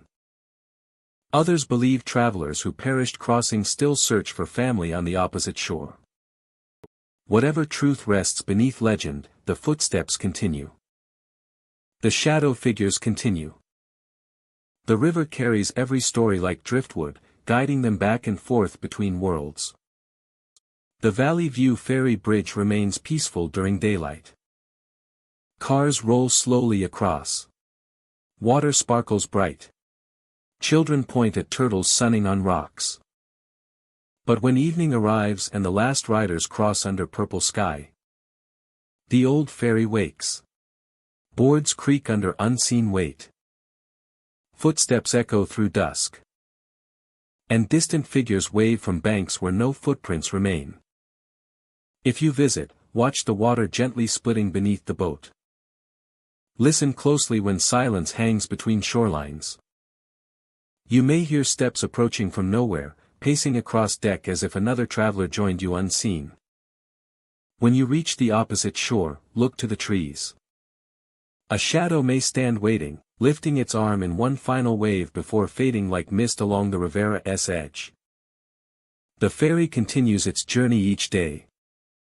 Guided by hands of the living. And watched by footsteps of the past. A crossing that remembers everyone who ever walked its planks. A place where history still moves quietly through night. Echoing across water and wood. A crossing that remembers everyone who ever walked its planks. Narrows Road Bridge sits along a quiet rural stretch where pavement narrows into two lanes bordered by woods thick with vines and shadow. In daylight it looks ordinary, even peaceful. But locals know that the bridge transforms after dark. When the sky grows navy blue and fog rolls low across the creek beneath it, strange things begin to happen. Engines stall without warning. Phones die the moment someone steps onto the center span. And those who dare to walk the bridge at night report a breath against their neck, warm and close, like someone standing behind them, leaning in to smell their skin. They call it Narrows Road Bridge, but some whisper it should be named something else entirely. Something that hints at what waits in the middle. Drivers first notice the problem when their headlights dim for no reason. The engine sputters and coughs. Then it dies completely, leaving only the sound of crickets and distant water. Keys turn, but nothing starts. No click. No grind. Just silence, thick and unsettling. Even electric windows freeze in place, as if the car itself surrenders to the bridge. The car itself surrenders to the bridge. Phones that work perfectly seconds before blink off the moment someone pulls them from their pocket. Screens go black. No battery symbol. No warning. They simply shut down as though drained of power. When the car is pushed off the far end of the bridge, everything returns to normal. The engine fires on the first turn. Phones light back up, full battery. Those who experience it say the moment the car dies, they feel watched. Wind stops. The forest holds its breath. The night becomes quiet in a way nature rarely is. Some sit frozen inside the car. Others step out, meaning only to check the engine. They always describe the same sensation. The feeling that someone stands close. Too close. One couple left their stalled car and walked toward the railing to calm their nerves. The creek below was black as ink, reflecting faint starlight. The woman leaned over to look down and felt a warm exhale on the back of her neck. A human breath. She turned immediately, expecting her partner. He stood several steps away, staring into the trees. She said his name shakily, but before she finished the word she felt another breath, slow and steady, as if someone smelling her hair. They left without looking back, pushing their car to the far side. When they crossed the last plank of bridge, the engine started instantly. Stories like this stretch back decades. Some say Narrows Road Bridge was built over land once home to an old homestead. Others believe someone drowned in the creek long ago, their presence lingering in the night air. People rarely agree on specifics, but the pattern remains. Cars stall only at the center. Phones die only while standing still. And breath touches skin without any visible source. A family driving home late once became stranded when their truck stalled mid-bridge. The father stepped out to check the hood. His daughter stayed in the back seat, watching dark water through the window. She later told her parents she saw a man outside, standing near her window.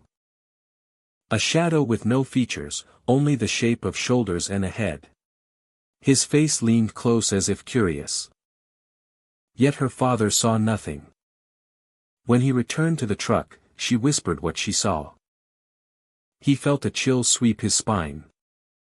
Moments later, the truck engine roared back to life on its own. Some hikers walk the bridge purposely, hoping to feel something unexplained. They stand still at the center, phones useless in their pockets. The forest rustles lightly at the edges but never crosses into sound. Then it comes. A breath against the neck. Soft. Warm. Real. One experienced hiker described standing with his hands on the rail, waiting.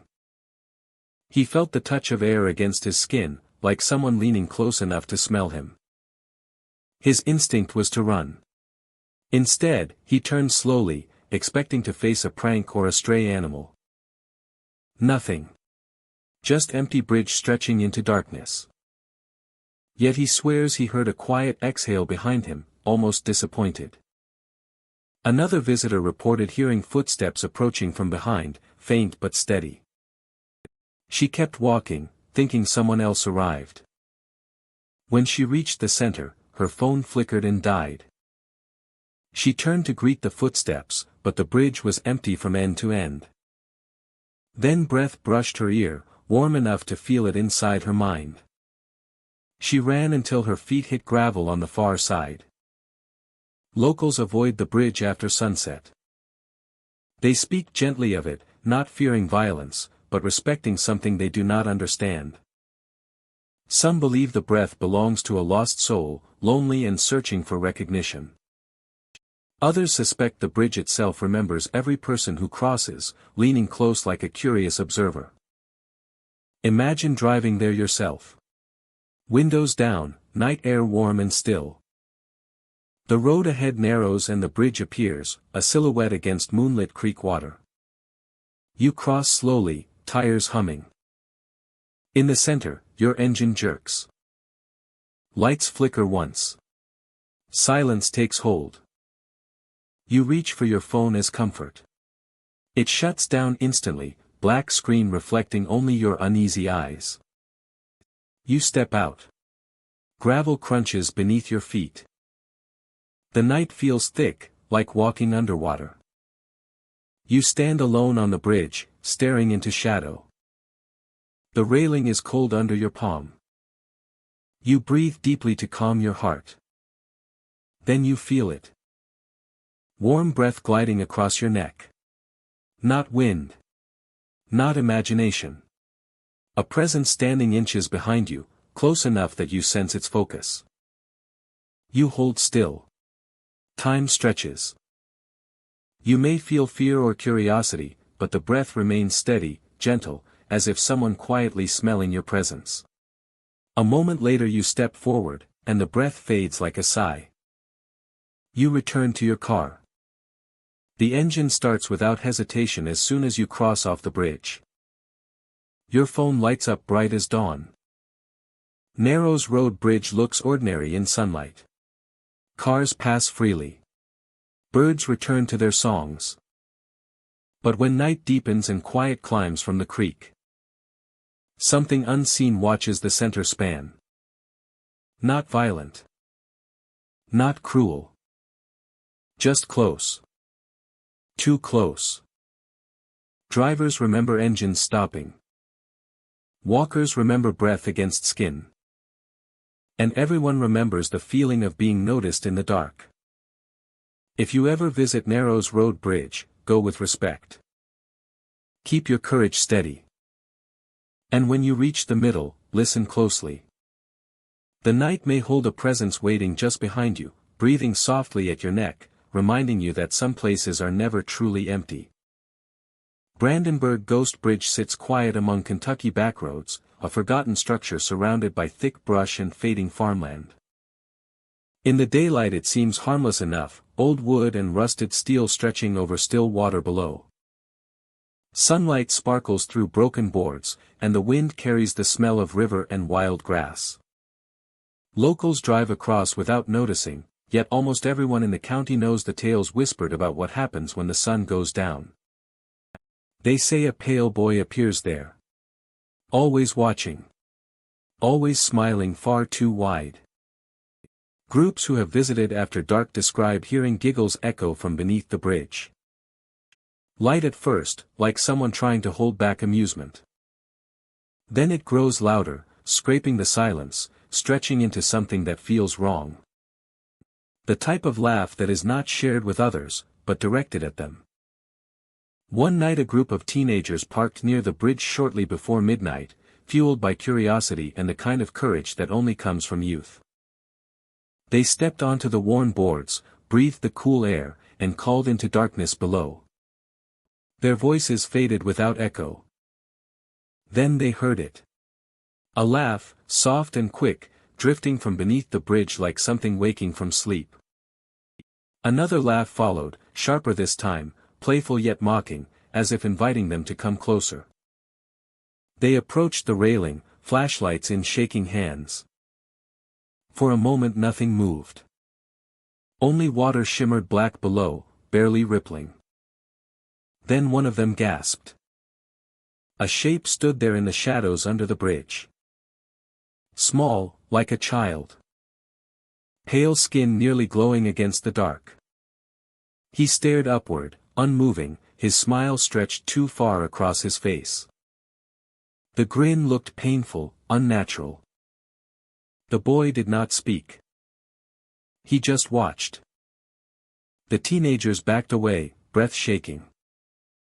One pointed the flashlight straight at him. The beam landed on empty air. The boy was gone. Yet the laughter continued, louder now, running circles through the timbers like footsteps that were not footsteps at all. They ran for their car, slamming doors, tires spinning gravel as they fled down the narrow road. Only when they reached town did the laughter finally fade from their ears. Stories like theirs spread quickly. Friends told friends. Families told children to stay away after dark. But curiosity is a powerful pull. More people came, hoping to glimpse the pale boy themselves. Some saw nothing.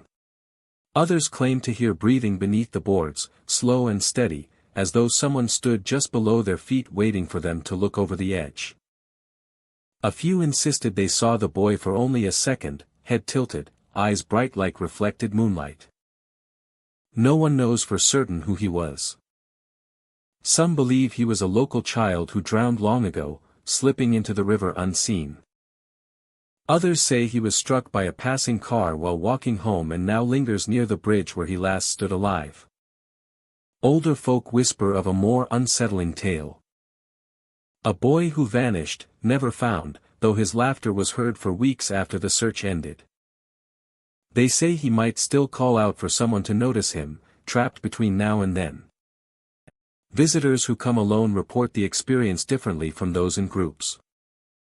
One man walked across the bridge after midnight, drawn by stories he thought were exaggerations. The night was still, moonlight laying silver across the boards. He heard a soft laugh under his feet. He leaned over the side, expecting empty darkness. Instead, he saw the pale face staring up from below, smile wide, eyes unblinking. The boy stood motionless in shallow water, as if the river did not touch him. The man stumbled back, heart pounding. When he looked again, the space was empty. But ripples spread across the water, as though someone had just moved through it. The man stumbled back, heart pounding. When he looked again, the space was empty, but ripples spread across the water as though someone had just moved through it. Others claim the boy sometimes appears on top of the bridge instead of beneath it. They see a figure at the edge as they approach by car, lit by headlights. A child, small and still, standing exactly where rail meets open air. When brights catch him fully, he disappears like fog under heat. Some drivers hear laughter from behind their vehicle instead of ahead, as if he slips past unseen to watch from another angle. Most unsettling are the reports from those who stare too long into the darkness. It begins with a curious feeling, a tug at the mind. The longer someone looks into the space beneath the bridge, the thicker the air seems to grow. The night becomes too quiet. Even the insects stop. Then comes the sound. Footsteps running along the boards, but no figure visible. The laughter returns, closer. Louder.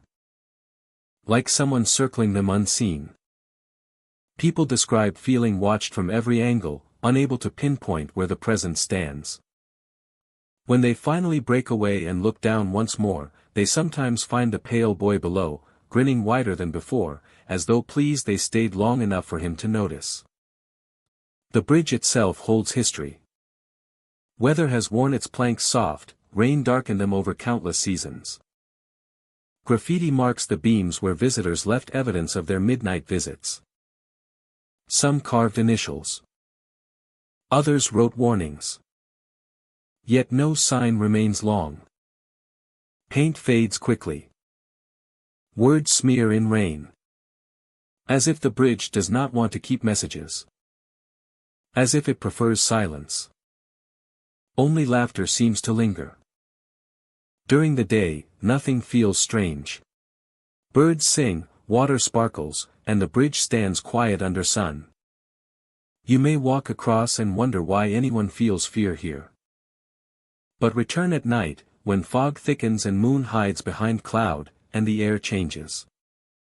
A weight settles around the wooden frame. The shadows shift longer.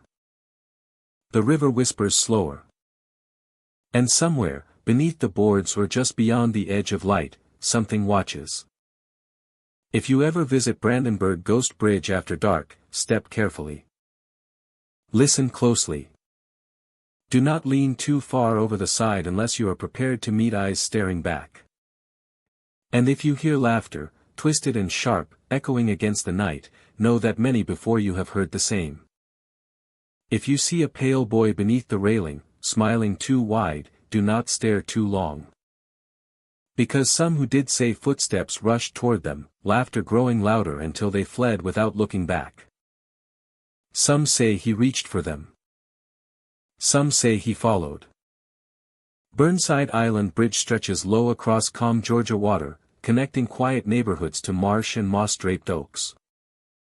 By day it is ordinary, a simple passage used by early joggers, fishermen towing lines, and families returning from boat rides under sun-warmed sky. Salt air drifts across the railing, gulls will overhead, and the river glimmers bright and harmless. But when night settles, when traffic fades and only the tide keeps time, the bridge becomes something more. Shadows deepen, fog rolls off the water like slow breath, and a presence older than memory seems to walk its length. Some see a woman crossing barefoot, dressed in soaked white clothes that cling to her shape like mist. She appears without warning, footsteps quiet against the concrete, water dripping from her hem. Her hair hangs long, strands dark and wet, her face shadowed like a memory lost in fog. Witnesses describe her as calm, almost peaceful, though something about her brings both sadness and wonder. She moves steadily toward the far end of the bridge, never hurried, never looking back. Where she walks, wet footprints follow. Not many, just a short trail behind her, each print clear as if pressed moments before. Foot-shaped puddles shimmer under moonlight, proof she was there even if only for an instant. Yet as she reaches the middle of the bridge, the footprints stop. They fade after several steps, vanishing without trace. Some say she disappears as well, dissolving into night like water returning to sea. Others claim she continues walking until she melts into the shadows beyond the guardrail, her form softening like rain drawn back into fog. Locals whisper her story quietly. No one agrees on her name, though many believe she drowned nearby long ago. Some say she waits for someone who never returned. Others think she seeks a way home she can no longer find. Whatever truth rests beneath the tide, her presence lingers like a tide mark of the past, returning again and again for those who happen to look at the right moment. One witness spoke of seeing her just after midnight. He drove slowly across the bridge, windows down, radio low. The night smelled of river water and distant rain. Halfway across he noticed a figure ahead. A woman alone, barefoot, walking along the edge. She continued forward. He rolled down the window further, ready to speak. But by the time he reached the spot where she stood, she was gone. All that remained were damp footprints trailing a few yards across the bridge, fading into nothing. Another sighting came from two bikers crossing under a full moon. The bridge was quiet, tide low, water lightly tapping pilings below. They saw the woman ahead, hair plastered against her shoulders, white clothing almost glowing in silver light. They slowed their bikes, uncertain, yet unable to turn back easily. As they approached, the woman drifted toward the side rail and vanished into the fog. Her footprints remained for a moment before drying as if swallowed by the night. Stories like these form threads of a legend woven through Burnside Island.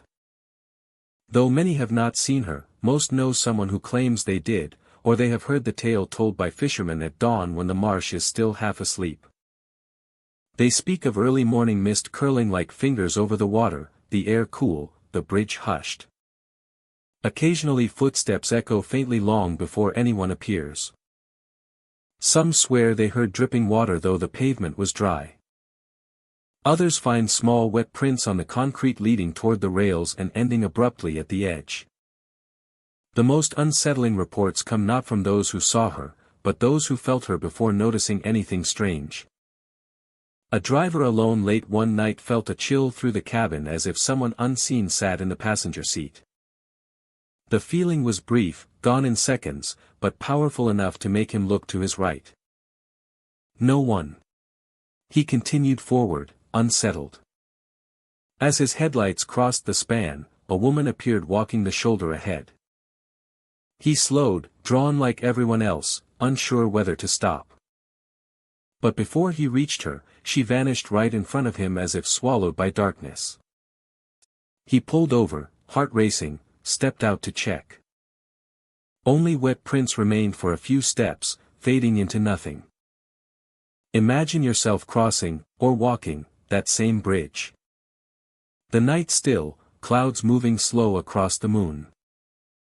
Water laps softly beneath, a gentle hush carrying through air heavy with salt. You step forward, heels tapping lightly against the concrete.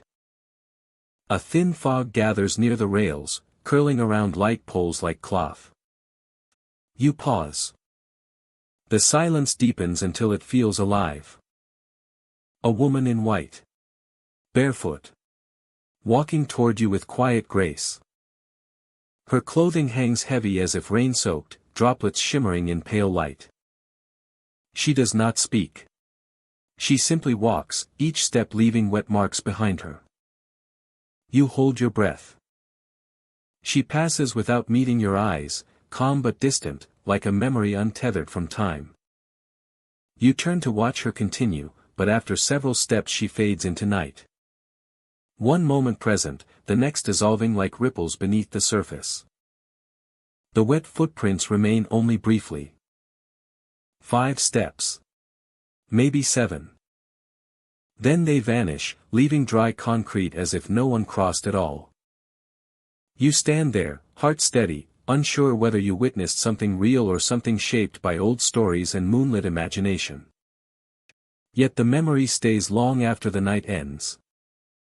Burnside Island Bridge carries traffic and tides, connecting worlds of land and marsh, past and present. Some come hoping to glimpse the woman in white. Others avoid late crossings altogether. But her legend lives like water beneath the surface, calm yet waiting. And on certain nights, under the right sliver of moon, she walks barefoot across the bridge, leaving only a trace of wet footsteps behind. Disappearing into the quiet like a story the river never finished telling. The Sullivan Bridge stretches across a lonely span of highway, connecting 2 quiet towns that sleep early and wake slow. By day it appears unremarkable, just steel beams and faded paint against soft blue sky. But when night settles deep and fog gathers low along the river bank, the bridge becomes something else. A place haunted by restless travelers who never finished their journey. Drivers who cross after midnight tell of strange encounters. Headlights appear far down the road, bright and fast, barreling straight toward them. For a moment panic grips, muscles tense, hands tighten on the wheel. The lights grow larger quickly, too fast, too close, as though an enormous truck rushes head-on. Horn silent. Engine roaring like thunder. There is no time to swerve. No space to escape. Then, in the instant collision seems certain, the truck passes straight through like wind. No impact. No crash. Only a blast of cold air, the rush of invisible metal, and the sharp smell of diesel hanging behind like memory. The headlights vanish. The road ahead stands empty and still. Only the echo of a horn not heard remains in the mind. Locals speak cautiously about the Sullivan Bridge. They say truckers once relied on this road before interstates carved newer paths. Some carried heavy loads across long night routes, pushing through exhaustion to reach morning destinations. Not all made it. Fog thickened. Roads iced. Engines failed in darkness. Some trucks skidded, others overturned. Stories suggest a few drivers took this route one final time, never reaching the other side. Now, their headlights return in silence, sweeping across pavement like ghosts following familiar paths. People who cross alone sometimes glance in rearview mirrors and see twin beams of light behind them, following close without sound. When they pull over to let the vehicle pass, no car appears. The lights vanish. The road lies empty under moonlight. Breathing space. Smooth pacing for voiceover. One driver shared his experience on a late autumn night. He was returning home from a long shift, tired eyes scanning the road. Fog rolled thick along the river. As he entered the bridge, he saw 2 bright lights rushing toward him from the far end. He braced himself, heart pounding, ready for impact.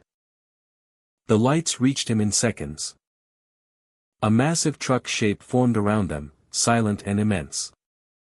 It passed through his vehicle without shattering glass or twisting metal. No sound. No pain.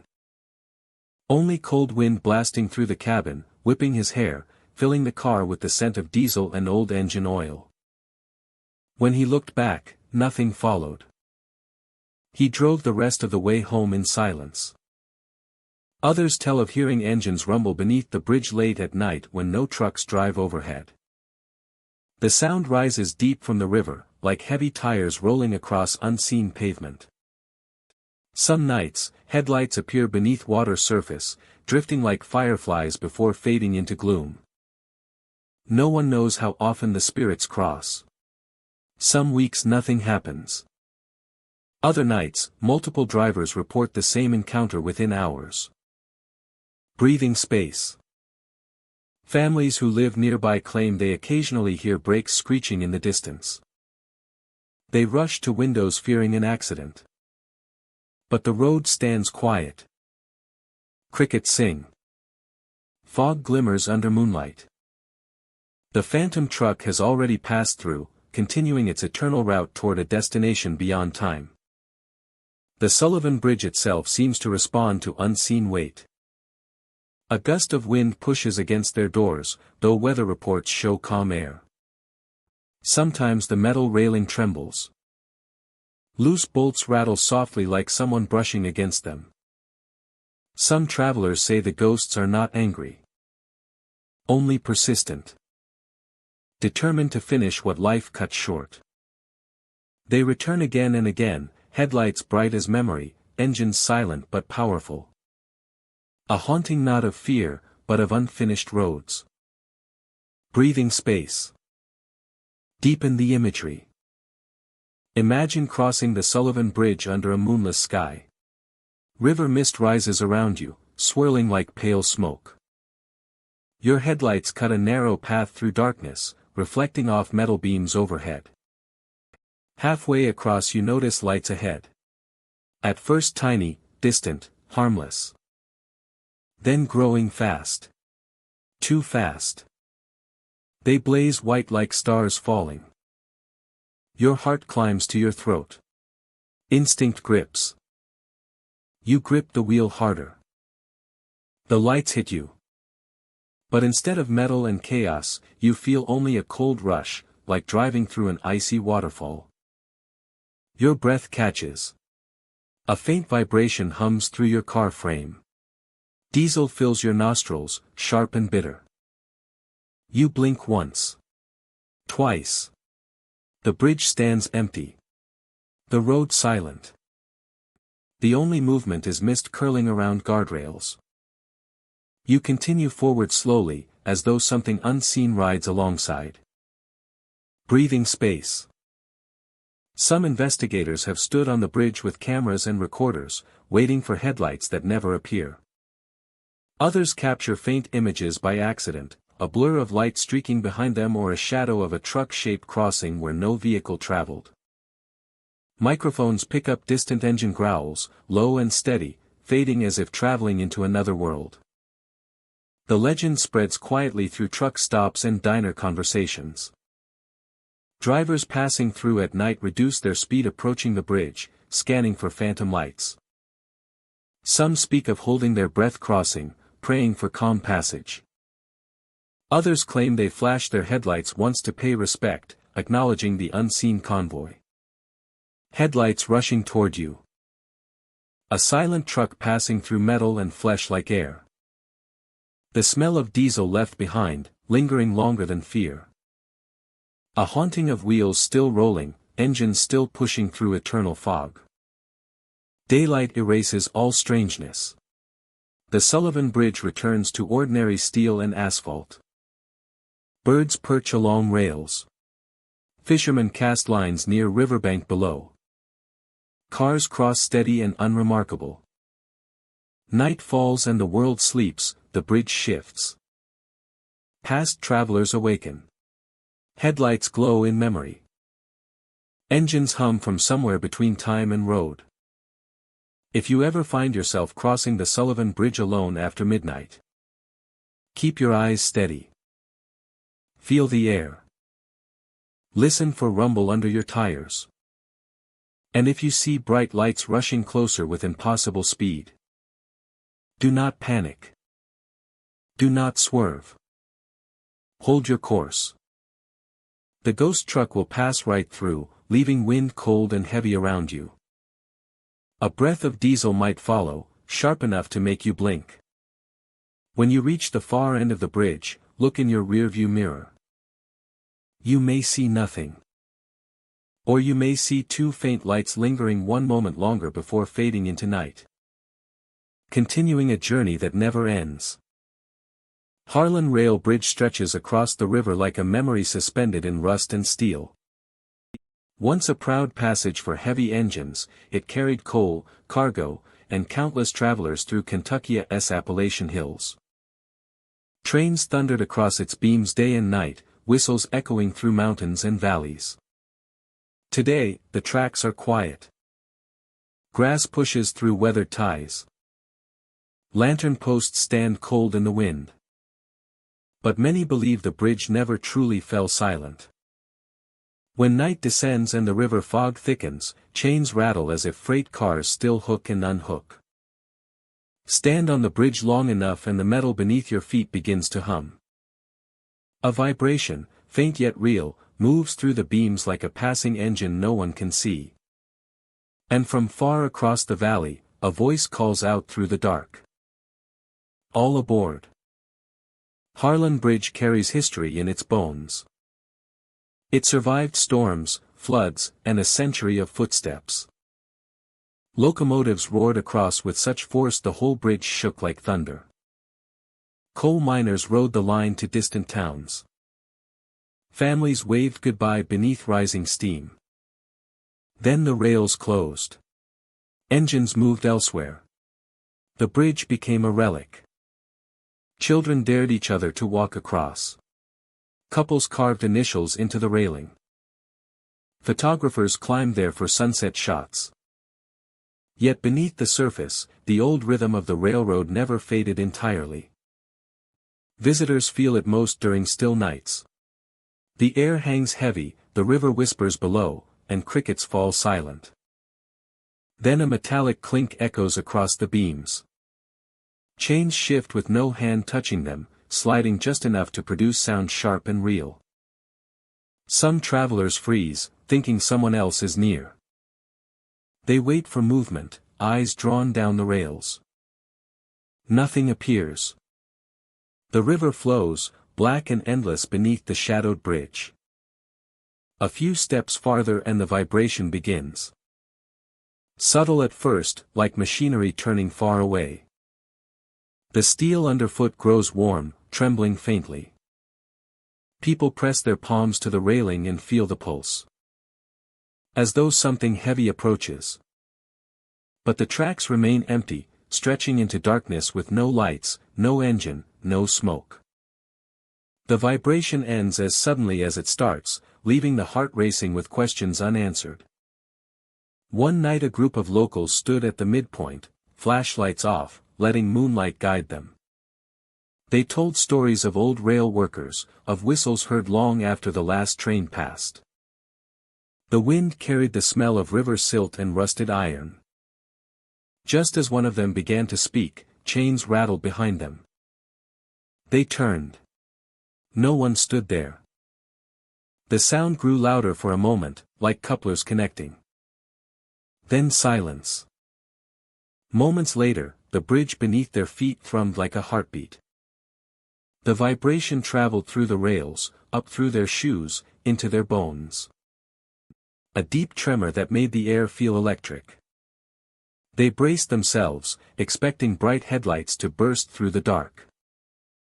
Instead, a distant voice echoed from the far end. All aboard. Calm, steady, unmistakable. They left quietly. None ran. None spoke. As if respecting whatever presence lingered there. Some believe the voice belongs to a conductor who never finished his last route. A man who loved the rails more than home, more than rest. They say he guided trains through fog, rain, and winter storms. When the line shut down, perhaps he stayed, unwilling to surrender the rhythm of steel wheels on track. Now he calls across empty spans, inviting the living to ride a train that no longer comes. Others think echoes of the past replay like a loop. Memories of countless departures trapped in the bridge's steel. Fishermen below the bridge sometimes hear it too. While casting lines into dark water, they report faint metallic groans from above. Chains tapping softly. A whistle far upstream. One older man swears he saw the silhouette of a train once, just for a second, headlights glowing faint gold in the mist. When he blinked, nothing remained but river fog drifting under moonlight. Teenagers visit for thrills, daring each other to stand in the center without turning back. The rule is simple. Stand still. No talking. Wait. Most last only a minute before nerves send them running. But a few remain long enough to feel the metal shift underfoot. They say the tremor feels like something alive. A presence arriving slowly from the unseen. Imagine climbing the bridge yourself. Night deep and starless. Flashlight beam cutting through hush. Each step rings hollow on iron grating. You breathe slow, trying to steady your heartbeat. The river below swirls black, reflecting nothing but a sliver of moon. Crickets fall quiet as though listening. The world holds its breath. The wind stops. Then you hear it. A chain rattles behind you, quick and sharp. The rails vibrate under your shoes, humming like distant machinery. Your skin prickles. Your pulse matches the rhythm. Your breath catches. The vibration fades like a departing engine. The chains go still. The night returns normal, yet forever changed. You step off the bridge slowly, aware that something old watched you. Something that remembers smoke, steam, and travelers waving goodbye. The air around the structure feels heavy with history, like stories whispering through rusty beams. Harlan Rail Bridge stands now as monument and mystery. A place where past and present meet in trembling steel. Where chains rattle with no wind, where vibrations roll across empty tracks, and a voice calls out to no train at all. Whether echo, memory, or spirit, one truth remains. The bridge has not forgotten the railroad. And perhaps, on quiet nights, neither should we. Those who stand long enough feel something pass through them, like time brushing skin. A reminder that some journeys never truly end. They simply wait, rattling chains and humming rails, calling softly through the dark for anyone willing to listen. The Green River Bridge stretches over calm Kentucky water, a quiet crossing surrounded by dense forest and rolling limestone hills. During the day it feels peaceful, a place where fishermen cast lines from the shore and families stop to take photos of the river shining beneath the sun. The bridge itself is simple, aged with weather, the railings worn smooth by decades of hands resting there. Cars hum softly across, and birds glide low over the rippling surface. Yet when night falls, the Green River changes. Its calm waters become dark mirrors, reflecting only stars and deep shadows. Locals say this is when the strange lights appear, glowing beneath the surface like lanterns moving slowly through forgotten corridors. People first noticed them generations ago, when the river ran deeper and the mining tunnels beneath the hills were more active. When the river swelled beyond its banks, and water rushed into the tunnels below. No one saw the miners again. Their lanterns, their tools, their footsteps vanished into waterlogged darkness. Some claimed to hear knocking beneath the ground weeks later. But rescuers could not reach them in time. The entrances collapsed, sealing the miners below forever. Years passed. The tunnels became whispers. But lights began to appear under the water at night. Deep. Pale. Moving. Fishermen sitting by the banks after dusk told stories of faint glow drifting beneath their boats. At first only one light at a time, swaying gently like a lantern carried by a tired hand. Then others appeared, sometimes two, sometimes three, drifting slowly through the black water as if searching for the exit they never found.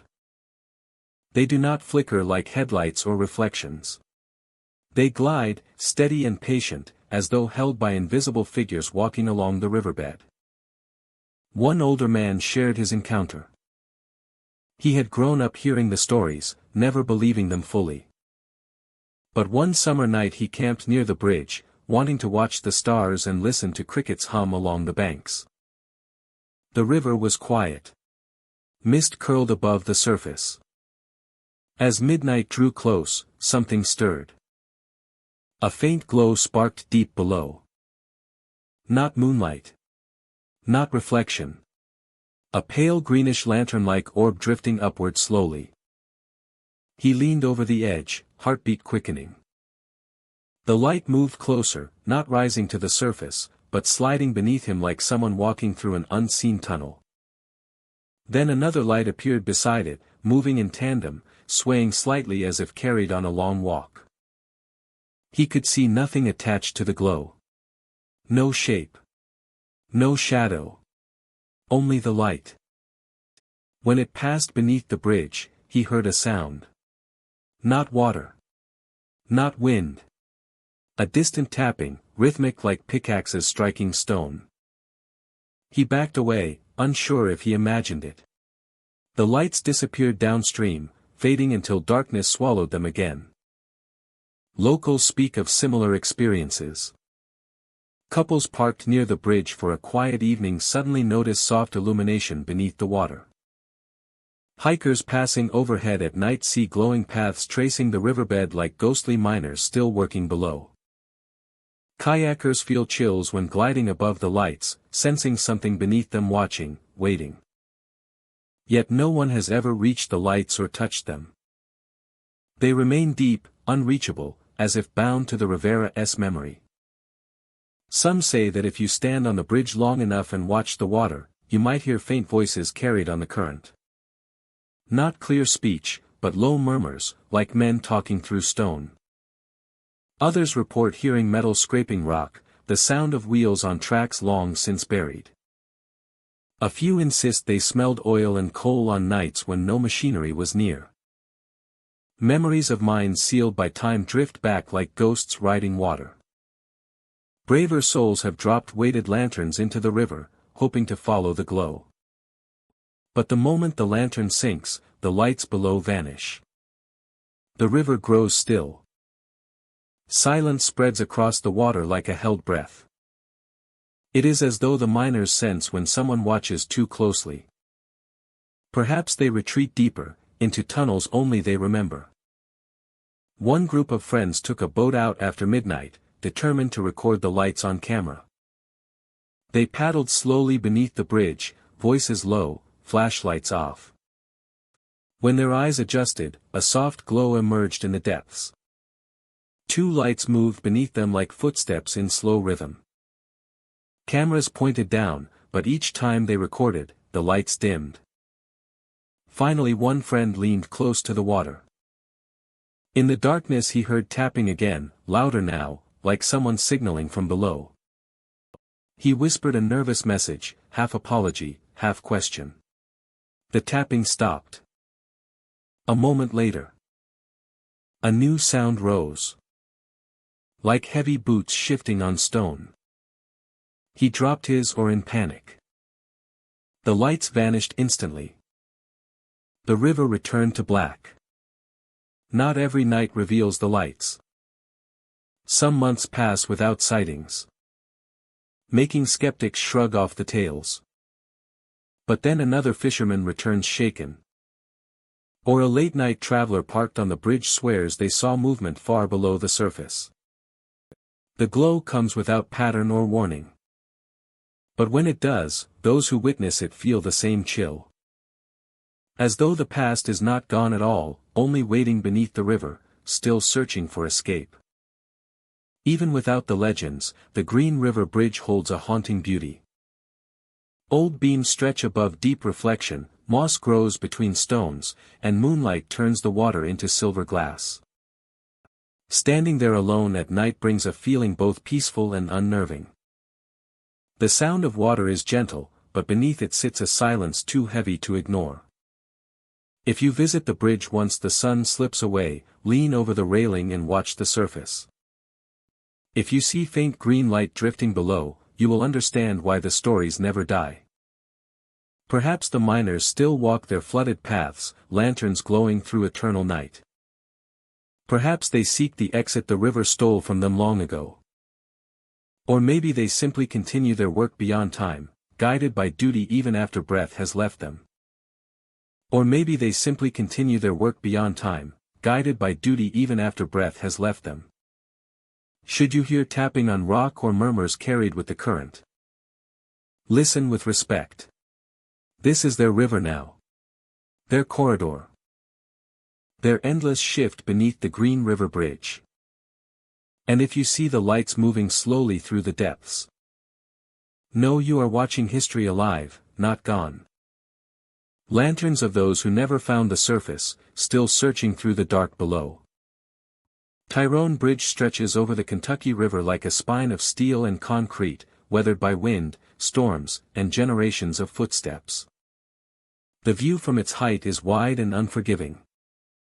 Forest rolls on both sides like a green sea, and far below the river glimmers dark and quiet, a ribbon of moving shadow between rocky cliffs. Cars pass it today with little thought, but those who know the history speak more softly about this place. Once, long ago, people came here for reasons never fully told. Some leapt from its height into the river beneath. Now the bridge stands not only as a crossing, but as a keeper of echoes. Stories say that on certain nights, when the moon hangs low and the mist clings to the railings, you can hear someone fall. No footsteps leading to it, no voices calling out, only the sudden gasp of breath cut short by distance. A rush of air, soft but unmistakable, followed by silence. No splash follows. The air thickens, and a hush falls even over the insects and wind. Some report seeing a dark shadow hanging in the air just beyond the rail. Not shaped clearly like a person, but unmistakably human in size and posture. A form suspended briefly before dissolving into night like smoke scattered by wind. It fades without falling, leaving only the cold weight of imagination pressed against the heart. Locals say the bridge remembers. That sorrow soaked into its rails and stones, heavy with memory. Not all stories are tragic, but those who leap from a high place leave something behind, a moment stretched into forever.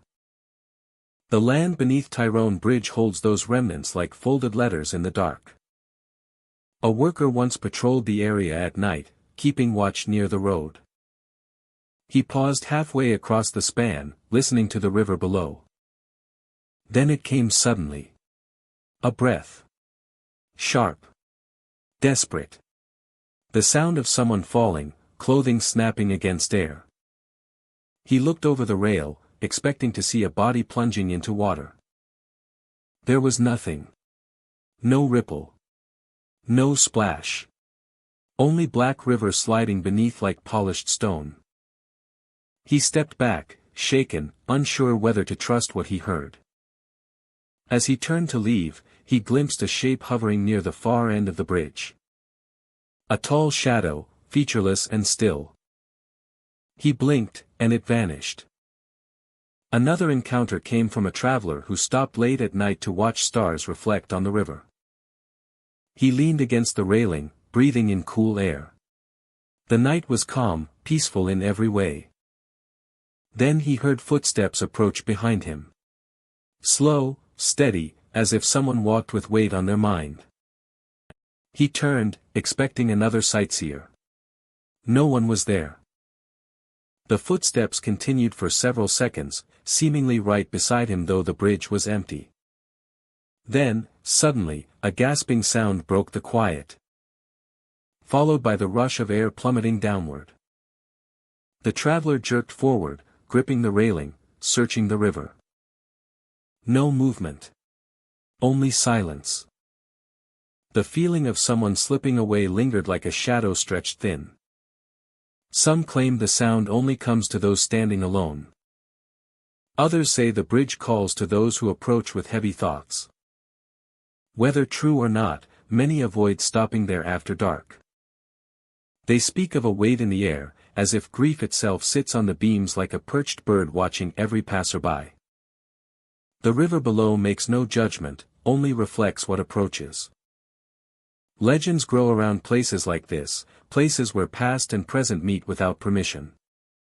People say on foggy nights a shadow figure walks the length of the bridge. Never rushing. Only drifting, step by measured step. Drivers see it from a distance, a silhouette against headlights, only for it to vanish as they draw close. The road then stands empty, yet the feeling of passing someone lingers like a hand brushing fabric. Imagine standing on Tyrone Bridge yourself. The night is still, stars scattered across the sky like silver dust. The rail beneath your palm feels cold, metal damp with evening dew. Far below, the river moves without sound, a dark mirror reflecting the moon. You listen. At first, only crickets call from the trees, their rhythm steady as breathing. Then a new sound rises, faint and unsettling. A gasp. Short, sharp, not from your own lungs. Sounds close, like someone just ahead of you leaned too far. Then a rush of air drops downward, faster than wind, as if a body fell quickly through empty space. You lean over the rail. The river waits, calm, unbroken. No splash. No ripples. The sound stops before water is reached, caught mid-fall by silence. A shadow lingers in the corner of your sight. You turn your head and see it, dark and tall, hanging impossibly above the Rivera's center. It holds for a moment, weightless, and then fades slowly into nothing. You step back, pulse rising, unsure whether to speak or think. The night settles again, normal as if nothing happened. Only your heartbeat reminds you of the moment, steady yet shaken. You walk back toward land with measured steps. The bridge behind you looks the same, old and patient beneath moonlight. Yet you cannot deny what you heard. The gasp. The fall. The moment suspended like breath between one life and the next. Tyrone Bridge remains part of Kentucky's landscape, a place of beauty and history. It carries cars and people, dreams and memories, across the Rivera's steady path. But after dark, it carries something more. An echo of past voices. A shadow that falls without landing. A story that repeats on nights when mist gathers low and hearts listen too closely. Not every visitor hears it. Not everyone sees the shadow. But those who do remember forever. The sound of someone falling without a splash. The shape lingering in midair. The quiet breath caught between worlds, waiting to be seen again. Wolf Creek Bridge lies deep in rural woods where the road narrows and the night falls heavier than anywhere else nearby. Locals drive slowly here, not because the bridge is dangerous in design, but because something feels wrong in the dark. Fog clings low to asphalt like crawling shapes, moving as if alive. Drivers describe it not as mist, but as something watching, shifting, waiting. On certain nights, those who approach the bridge see a figure blocking the way. A black dog stands in the center of the road. Large. Motionless. Its eyes glow with burning red light, brighter than taillights and hot as embers. It does not bark. It does not move. It simply stands, staring through the windshield as though judging the traveler. The forest around falls unbearably silent, like the world is holding its breath. If a driver honks, the dog vanishes instantly, melting into shadow as if never there. But something always remains. Scorch marks stain the pavement where paws once were. Blackened spots, as if heat burned the ground rather than animal passing through. Some drivers report smelling smoke, faint and bitter, like charred timber. Others feel the car itself tremble, as though something passed beneath without touching tires. Breathing space.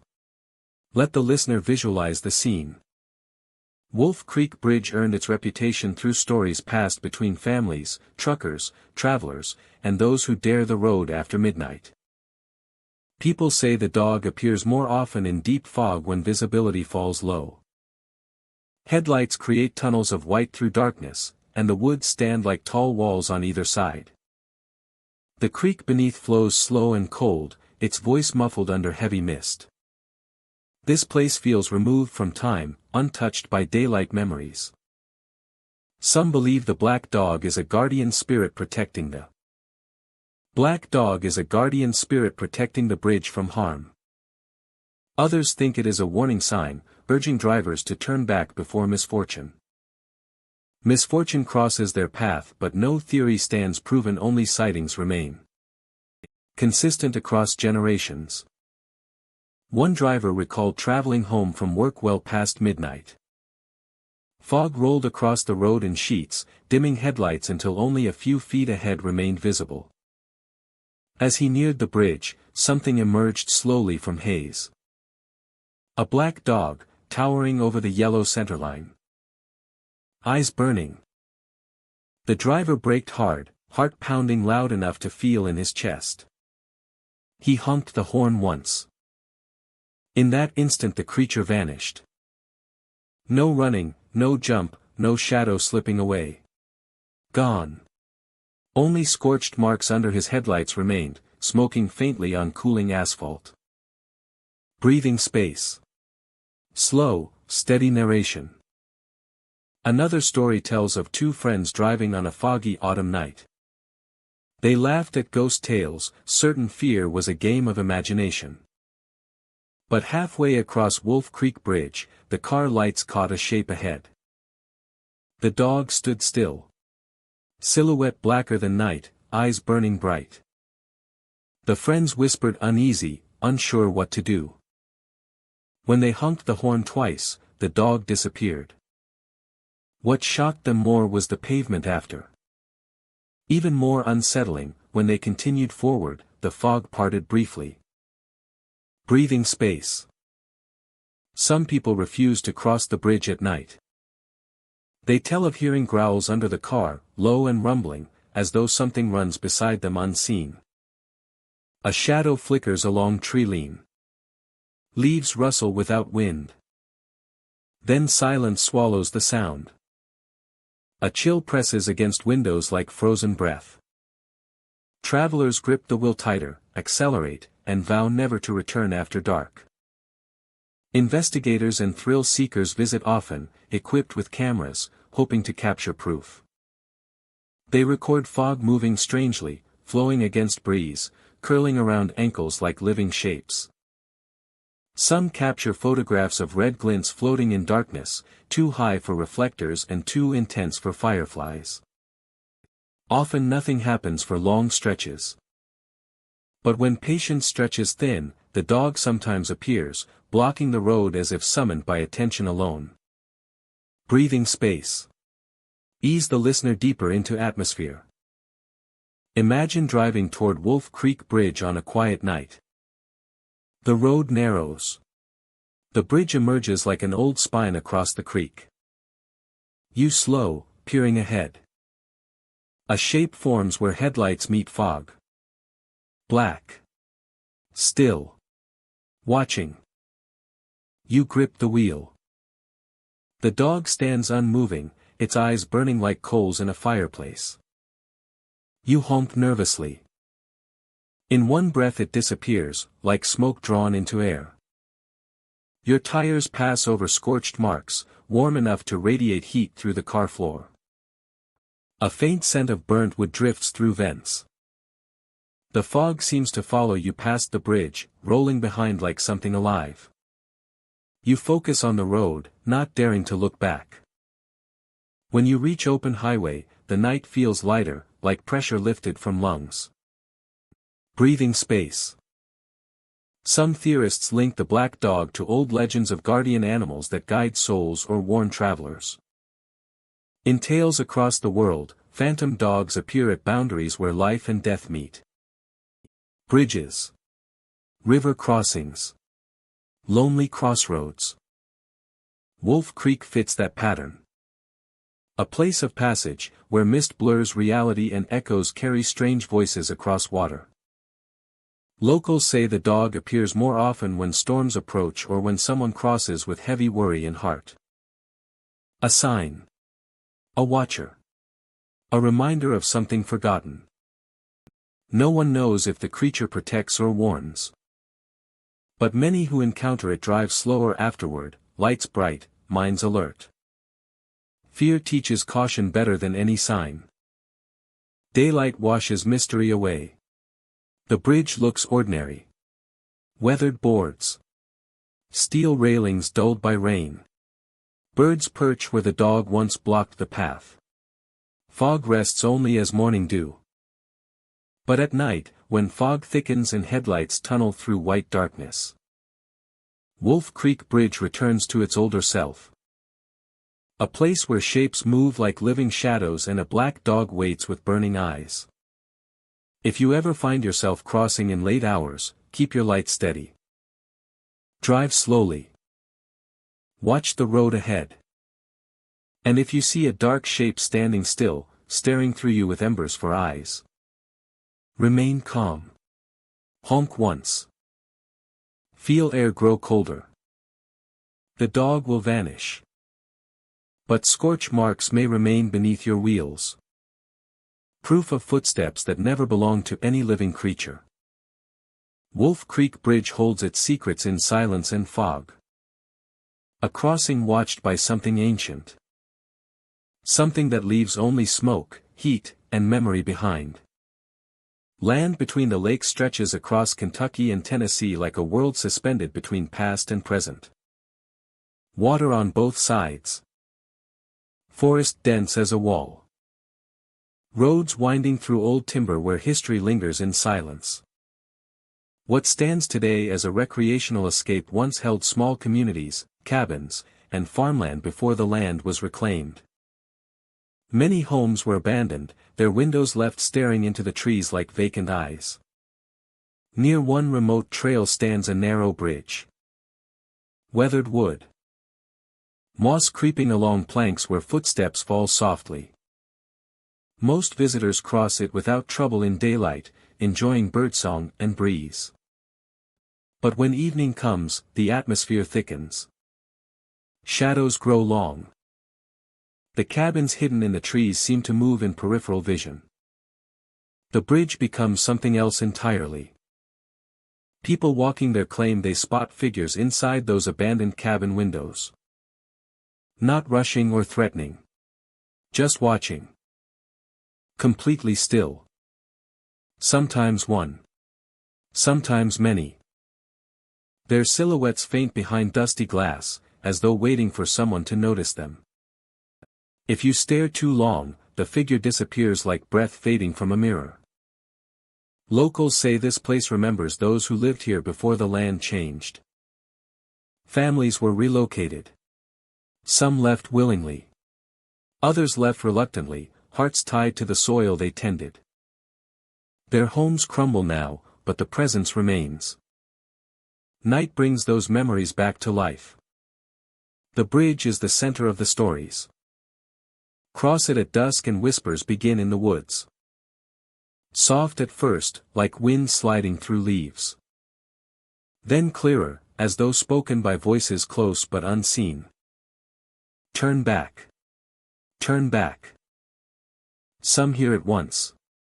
Others hear it repeat with growing urgency. No one ever sees lips forming the words. Only feels the message crawl along their spine like cold water. Hikers describe the same experience. They step onto the bridge. Boards groan beneath weight. The river flows quietly below. The cabins sit dark among trees, window frames hollow and black.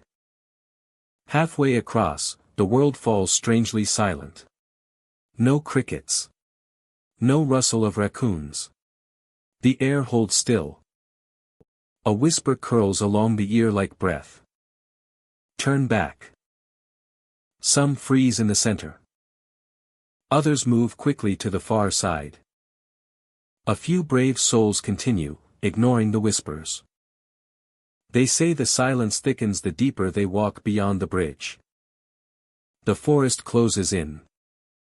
Footsteps sound too loud, as though amplified by shadow. And always, the feeling of being watched. One evening a group of friends decided to explore near sunset. They approached the bridge together, laughing softly at their own excitement.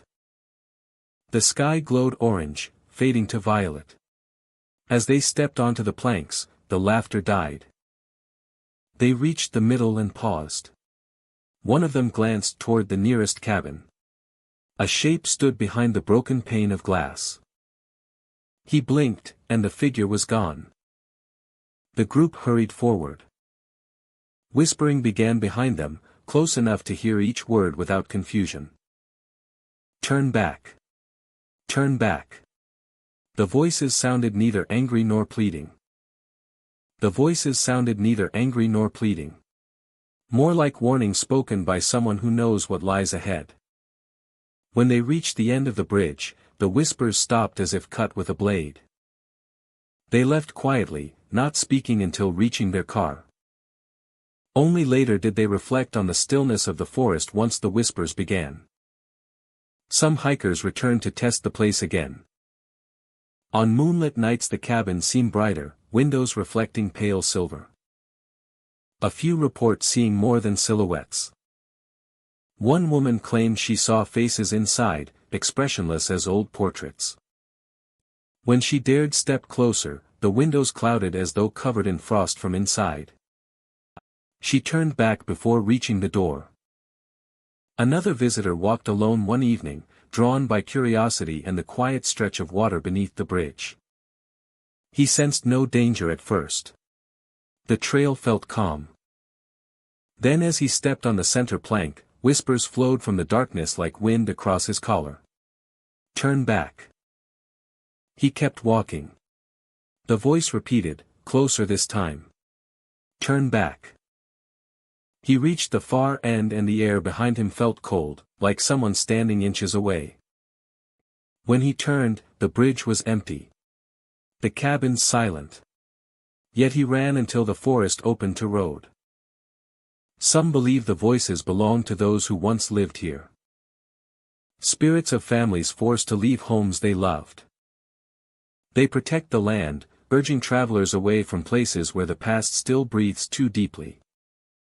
Others think the voices are echoes of warnings exchanged long ago, trapped in the wood and water like sound held in memory. A message imprinted on the air itself. Not everyone hears the whispers, but those who do never forget them. Imagine crossing the bridge yourself. The sky dimming. Air cooling. The cabins watch through hollow windows. Tree branches sway slightly as if signaling caution. You take another step. The river hums below. You reach the center, surrounded by silence so total it seems to absorb the world. Then the whisper slides beside your ear. Turn back. A chill climbs your spine. You look over your shoulder. Only darkness behind you. You face forward again. The woods wait like a held breath. Another whisper comes, softer this time, like someone almost sad to see you continue. Turn back. You decide whether to move forward or retreat. Either way, you feel seen. The bridge connects more than two sides of land. It links past to present, memory to moment. The cabins nearby stand as reminders of families, work, laughter, hardship. Their walls may crumble, but something inside them remains aware. Watching quietly through broken panes. Some who cross return changed, thoughtful. They speak softly about what they heard. They say the whisper did not feel threatening, merely protective. Others leave unsettled, unsure whether they defied a warning or narrowly escaped something unseen. Land between the lakes is beautiful by day. Deer move through meadows. Water reflects sky like polished glass. But at night, history rises. Figures appear in windows. Footsteps echo where no one walks. And the bridge becomes a place where voices drift across air, urging caution with gentle insistence. If you ever find yourself there at dusk, pause before stepping onto the bridge. Listen to the woods. Look toward the cabins. You may feel eyes that are not hostile, simply present. And when whispers follow you across the planks, repeating turn back, remember that some places hold memory deep as roots. Cross if you choose, but know you walk where past and present meet. Where unseen watchers remain behind windows, silent but aware. The Dover Bridge rests quietly over Maryland water, a simple structure with weathered boards and iron supports reflecting in the still river below. By day it feels ordinary, a place where fishermen lean on railings and travelers pause to admire the scenery. Sunlight warms the wooden planks, birds drift overhead, and the scent of marshes mixes with wild grass. Cars hum across without slowing, unaware that this calm river crossing holds a story whispered through generations. A story of soldiers who never stopped marching. Locals say that when darkness falls and the world grows quiet, the fog gathers low across the water, thick as breath against a cold window. Crickets fall silent. Trees seem to lean inward, listening. And then, in the distance, footsteps begin. Not light footsteps, not hurried ones, but slow and heavy, boots striking wood with the weight of determination. Ghost soldiers march across the bridge.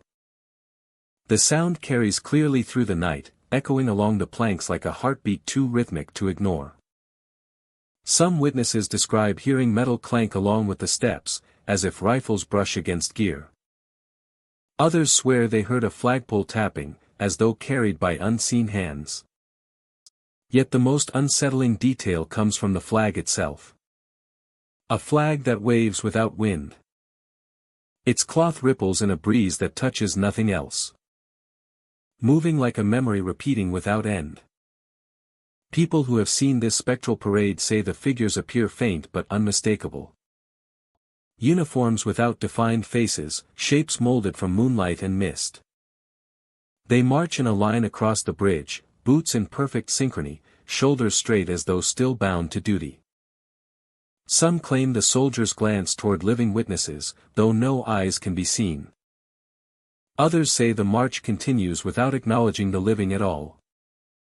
One man recalled stopping on the bridge late one autumn night after hearing stories from friends. Fog covered the water, reflecting faint streetlight like pale silver.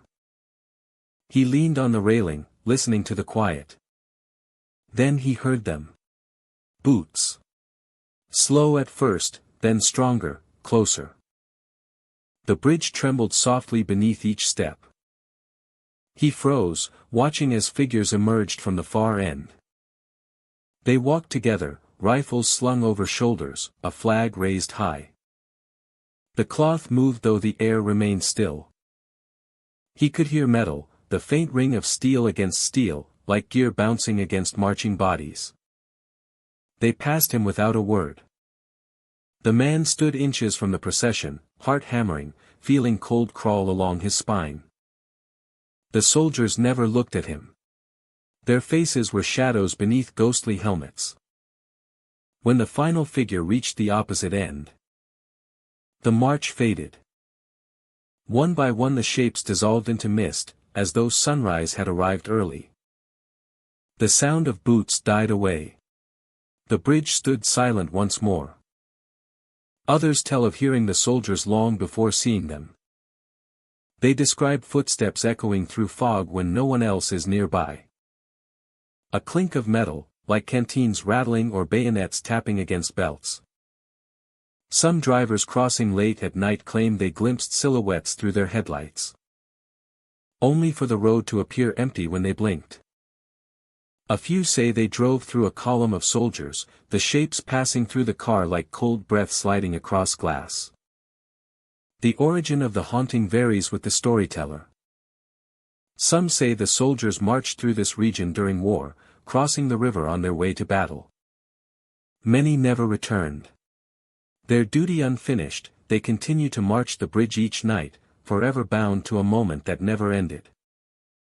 Others believe the water beneath the bridge once carried the bodies of fallen soldiers downstream, giving the river memory that cannot rest. A few whisper that the bridge served as a last crossing for troops moving toward war's end, and that some spirits never accepted peace. What almost everyone agrees on is this: the march stops at sunrise. At the first hint of morning light, just before the sky softens into gray, the footsteps fade. The echo weakens. The flag falls still. And by dawn, no sign of the soldiers remains. Only the quiet water below reflects the new day. Even those who witness the march often question what they saw once sun shines bright across the bridge. Did boots really strike the boards? Did metal truly ring like old steel? Memory feels fragile in daylight, but at night the truth becomes undeniable. Not every visit reveals the ghostly procession. Some wait for hours and hear nothing more than river sounds. Others stumble across it when they least expect to. One couple returning from a late dinner decided to stop and admire the moonlit river. They leaned on the railing, chatting softly. Suddenly the bridge shifted beneath them. Footsteps approached from the shadows. They turned to see a formation of figures emerging from fog. The couple held hands, too frightened to move. The soldiers marched past slowly, their boots echoing like thunder in the otherwise silent night. When they vanished, the couple fled to their car, doors slamming, engines roaring to life. They never returned after dark. Some claim the soldiers are not hostile, only persistent. Marching because they must. Bound by memory and discipline stronger than death. Witnesses who stood quietly and watched often describe a strange feeling of respect, as though intruding on something sacred. They feel no threat, only weight of history pressing against the air. Yet there are those who say the soldiers grow louder when observed, footsteps heavy as if demanding witness. A reminder of sacrifice. By daylight, Dover Bridge is ordinary again. The water glimmers under sun, fishermen laugh with coolers full of catfish. And birds perch atop the railings. But when twilight arrives, shadows stretch long across the planks. Wind settles. The world grows still. If you ever stand on the bridge at night, do so with patience. Listen for faint footsteps in the distance. Watch for the ripple of a flag that should not move. You may feel the vibration of marching boots beneath your feet. You may hear metal clank softly like old war echoing through time. And if the soldiers appear, stand quietly and witness their passing. Simply watch as history moves once more across the Dover Bridge, fading only when dawn returns to claim the night. For at sunrise, they vanish. But until then, the ghost soldiers march. The red bridge stands alone on the outskirts of town, hidden beneath leaning trees and wrapped in creeping vines. Once a bright crossing of steel and paint, it has aged into something darker.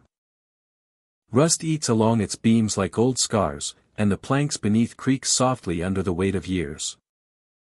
The air around it carries the scent of wet earth and iron, heavy like rainfall poised to break. Local stories describe it as more than weathered. They call it stained not only by time. Some swear the rails bleed during heavy rain. Water runs red down the iron frame, thick and slow, dripping like wounds reopening beneath storm clouds. Drivers passing beneath at night claim to see it glistening in their headlights, red streaks flowing down supports as if the bridge itself aches with memory. Scientists call it rust mixing with runoff. Residents disagree. They speak of evenings where the rain was clear, yet the water flowing from the beams ran crimson like something old was being washed clean or stirred awake. The land around the bridge holds quiet that feels heavy, especially after sunset. Crickets fall silent when clouds gather, and the creek below turns still as a mirror. On stormy nights, some say the color deepens until it shines like paint freshly poured. People who stand too close swear they feel a chill, like the air itself draws inward, watching. A sense of presence settles in the shadows, neither welcoming nor hostile, only waiting. One story tells of a man who stopped at the bridge during a late summer storm. He pulled over to wait out the rain, wipers sweeping furiously against water. Lightning flashed across the sky, illuminating the bridge in sharp silver. In those brief moments of light, he thought he saw streams of red running along the rails. At first he blamed brake lights ahead, reflections, anything ordinary. But when he stepped out into the rain to look more closely, the truth felt harder to dismiss. Clear water fell from the clouds, yet what dripped from the steel beams looked dark and red, pooling near his feet like diluted paint. His heart thudded heavy as thunder growled in the distance. He backed away, shaken. And when he returned with friends minutes later, the bridge was washed clean. Only rainwater remained, cold and colorless. Another account comes from a woman who jogged the trail beneath the bridge each morning. In daylight it looked harmless enough, a place birds perched and ivy thrived. But one dawn she found the ground damp with streaks of something red against concrete. No rain had fallen in days. Curious and uneasy, she touched a stain lightly and found it wet. Not sticky, not thick, but fresh. She wiped her fingers clean on her shirt and stepped back, deciding not to run that route again. For weeks she avoided though her mind returned to it often, wondering what she truly saw. These stories travel quietly through town. Shared during barbecues, whispered across porches, retold by teenagers daring each other to visit after dark. Some believe the bridge sits on old conflict land, where something terrible once happened. Others say it marks a boundary between past and present, where memories seep like rainwater through rust. No records confirm tragedy, but absence of proof does little to calm imagination. People sense history in places even when pages never captured it. When storm clouds gather, wind sweeps through trees with restless sound. The red bridge groans under sudden gusts, metal shuddering like breath drawn through clenched teeth. Street lamps flicker near its ends, and the creek below ripples with uneasy rhythm. If you stand still long enough you might watch water gather along beams, forming drops that fall slow and heavy. Some appear clear, others tinted deeper. Each drop lands with a soft patter that echoes beneath the arch like distant footsteps. The bridge seems to release something with every storm, washing itself in red that vanishes by morning.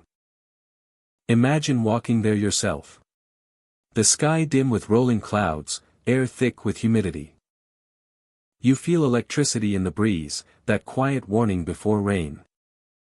The sound of dripping water begins, though no rain has fallen yet. You step beneath the center of the bridge. A droplet falls onto your sleeve, cold and startling. You look up. A line of tiny red beads gathers along the rail above, sliding downward like tears. They drop in slow rhythm, forming a faint trail across concrete. You breathe deep, unsure whether to stay or leave. Time holds still. For a moment. Then thunder cracks overhead, loud enough to vibrate the steel beneath your feet. Rain bursts open suddenly, falling heavy and pure. Yet the water streaming from the beams remains tinted red, swirling in thin rivulets around your shoes. You step back, heart racing, and watch the color run like history washing through time. It feels neither dangerous nor safe, simply old. A reminder that places remember even when people forget. Rain softens. The red tinge fades. Soon all runs clear again, leaving only wet concrete. leaving only wet concrete and the low hum of creek water responding to storm. You walk away under drifting clouds. Glancing back once more. The bridge looms quiet and still. As if nothing strange ever happened. But you know what you saw. And the legend grows one voice louder through you. The Red Bridge remains a landmark of rust and stories, a place where steel blushes with history when storm winds rise. Some pass by without ever noticing. Others stop, watch, and witness red water glisten like memory made visible. Whether rust alone, rain mixed with time, or something deeper beneath its weathered shell, the bridge continues to bleed beneath thunder skies. A silent story retold every time rain falls heavy, washing the past down its iron frame like whispers returning to life for anyone willing to stand and see. Anderson Ferry Bridge sits quietly across the river, historic crossing used for generations. During the day, families drive over with coffee and conversation, fishermen haul coolers to the banks, and the world feels peaceful. But when night comes, especially deep past midnight, the bridge takes on a different tone. The air thickens. Fog hugs the guardrails. The river beneath moves slower, as if holding its breath. And those who cross alone often return with something chilling. Drivers tell of pulling into their driveway only to step out and notice small handprints covering their car windows. Tiny, muddy, smeared in frantic patterns. Too small to belong to an adult. Too fresh to be from daylight. When touched, the prints feel ice cold, as though made by hands taken from cold water moments before. No children live nearby. No one saw anyone approach. And yet the marks remain, silent proof of something unseen riding home with them. Some passengers, brave enough to travel after hours, report hearing soft voices near the back seat. Gentle, fragile, barely more than breath. A whisper shaped by sadness. Please take me home. The words repeat, fading in and out like river current. The voice sounds young, belonging to someone who should not be alone in the dark. But when the driver turns to look, nothing rests in the seat. Only shadow and fear. Breathing space. Let the image linger. The history of Anderson Ferry Bridge stretches deep into early settlement days. It once carried wagons and horses, connecting farms to towns. Records speak of floods that swept through the valley, taking livestock, belongings, and sometimes lives. Stories whisper of children lost to the river during those storms, swept downstream before anyone could reach them. No one can say whether the voices belong to one child or many over time. What remains are the encounters, consistent and haunting. Late-night travelers speak of hearing soft tapping against glass while crossing. Not rain. Not branches. Fingers. Light and rhythmic. Some ignore it at first, gripping the wheel tighter and driving faster. Others glance toward sound and catch the shape of a small handprint forming from inside fogged windows. Not pressed, but appearing gradually as though someone invisible leans close, fingers sliding down the glass. A woman once drove across during heavy rain. The wipers swiped furiously, but the road remained slick and gleaming. Halfway over, she heard crying behind her. A Childa's sob, quiet but desperate. She checked the rearview mirror. No one sat there. Her heart raced, and she drove faster toward the far bank. She parked at home and opened her door. She finds tiny prints along both back windows. Muddy. Damp. As if someone pressed their hands there for comfort or rescue. Others recount stopping midway when something feels off. A cold wave rolls through the car, colder than night air should allow. The engine hum sounds distant, hollow. The world outside grows silent, even crickets holding their song. Then comes a whisper from behind the driver's seat. Please take me home. Soft. Pleading. Some say the voice carries sorrow. Others hear fear. A few feel a small tug on their sleeve, a gentle pull like a child seeking attention.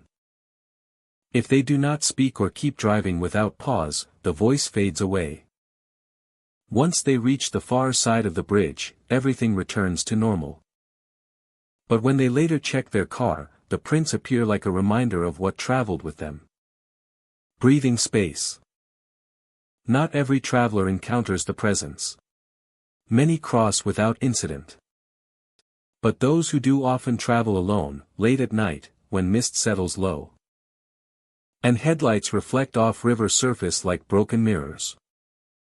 People begin to wonder if the child waits for cars carrying warmth. For voices. For someone to notice. A ghost seeking home long lost to time. Some believe placing toys or flowers at the bridge helps calm the restless spirit. A few visitors leave small offerings tied to the railing, hoping to bring peace. Plush animals fade under rain. Flowers dry in the sun. Yet people say that on certain mornings after a night of heavy activity, those items shift position slightly, as if moved gently by unseen hands. One man returned to find a toy car he left placed neatly in the center of the bridge rail instead of where he set it near the start. No one claimed to move it. No vehicle passed during that hour. Only water flowed beneath and wind carried through cables. The child, some say, still plays. Imagine driving across Anderson Ferry Bridge near midnight. Darkness stretches beyond headlights. River fog swirls like pale breath from unseen lungs. You grip the wheel, tires humming softly over steel. Halfway across, the air chills. You catch movement from the corner of your eye. Your breath stops. You listen. A voice whispers from behind you, barely more than wind. The words feel heavy, full of longing. You resist the urge to turn around. Your hands tighten. The car moves forward. When you reach the far end, the whisper fades like dissolving mist. You park later beneath a streetlight. Step outside. They are there. Handprints. Dozens of them. Tiny. Cold to the touch. You wipe one away with your sleeve, and your skin chills deeply. As though the child's touch remains even when the mark disappears. Breathing space. No one knows who the child was. Perhaps multiple spirits linger. Maybe a boy lost to river flood. Records from the area speak of tragedies, but names fade with time. The bridge now carries their story, embedded in metal and water and quiet nights. Authorities consider reports folklore, yet police occasionally receive calls from drivers claiming someone tapped their windows mid-crossing. Responders search with flashlights, scanning shadows along the riverbank and underneath beams. They find no footprints. No abandoned child. Only water moving slow under moonlight. The legend continues. Shared around campfires. Told in diners by truckers who refuse to cross after midnight. Anderson Ferry Bridge looks peaceful when the sun shines. The river sparkles. Ducks drift gently. Green banks frame the road like a painting. But once night arrives, the past breathes. Footsteps of memory return. Tiny hands reach for connection. If you ever cross late and hear a soft voice from the back seat, do not panic. Drive steady. Listen with respect. And when you reach your destination, check your windows. You may find muddy handprints, small as petals, cold as the river. A reminder that some souls still wait for someone kind enough to take them home. The Shaker Village Bridge rests at the edge of rolling Kentucky fields, where wooden fences stretch toward horizon and old farmhouses sleep beneath swaying trees. Horses graze quietly. Birds trace loops in open sky. In daylight, the bridge looks ordinary, weathered but charming, planks sun-bleached, rails warm beneath hand and palm. Visitors cross it without worry, enjoying peace, history, and the soft hum of breeze in tall grass. But when the sun drops behind ridgelines and darkness settles like a heavy blanket, the bridge becomes something else. Something patient. Something waiting. Lanterns appear along its length when night deepens.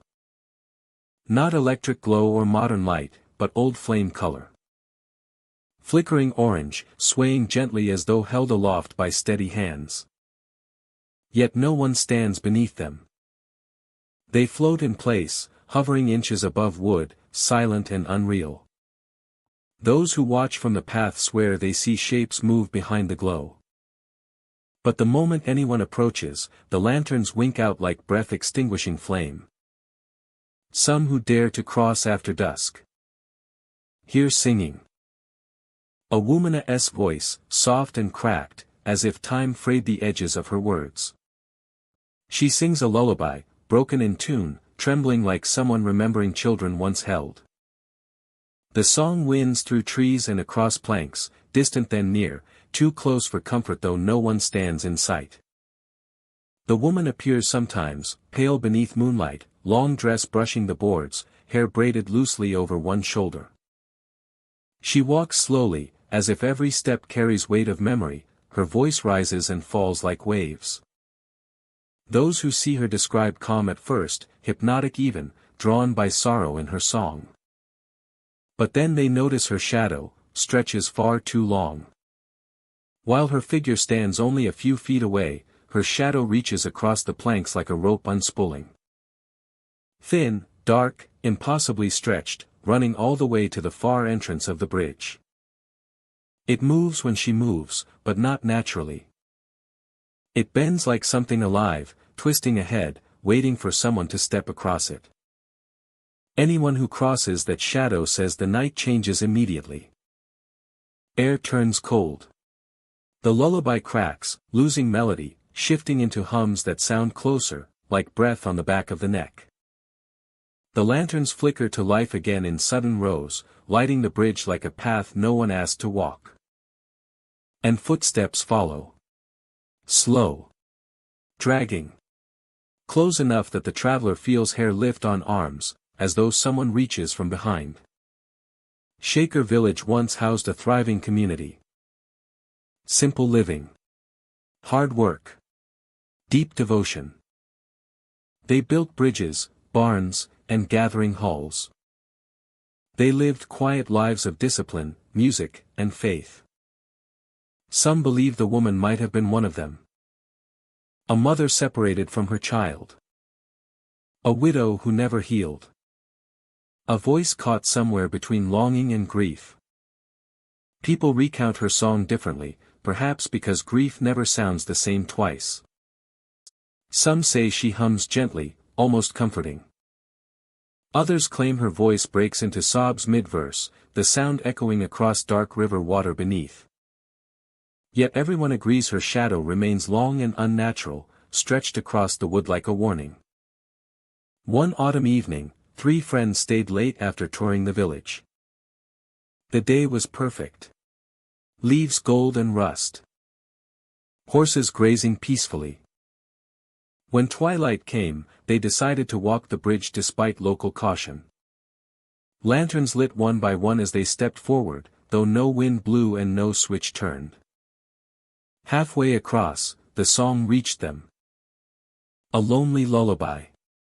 Beautiful, but wrong somehow, like hearing joy through a cracked window. One friend turned and saw the woman at the far end of the bridge. Her dress white and aged with time. The lantern glow cast her shadow long, reaching toward them like an outstretched arm. They stood frozen. The woman's singing slowed.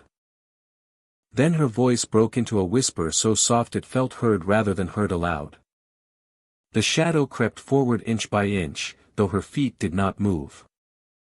Fear snapped their hesitation. They ran. One swore the shadow brushed his ankle, cold enough to sting. When they reached the end, the lanterns blinked out. The singing stopped.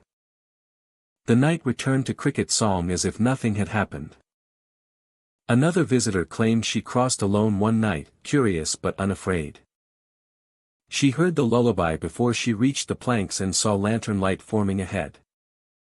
The woman stood in the middle, back turned, humming to the night. Her shadow stretched the entire length of the bridge.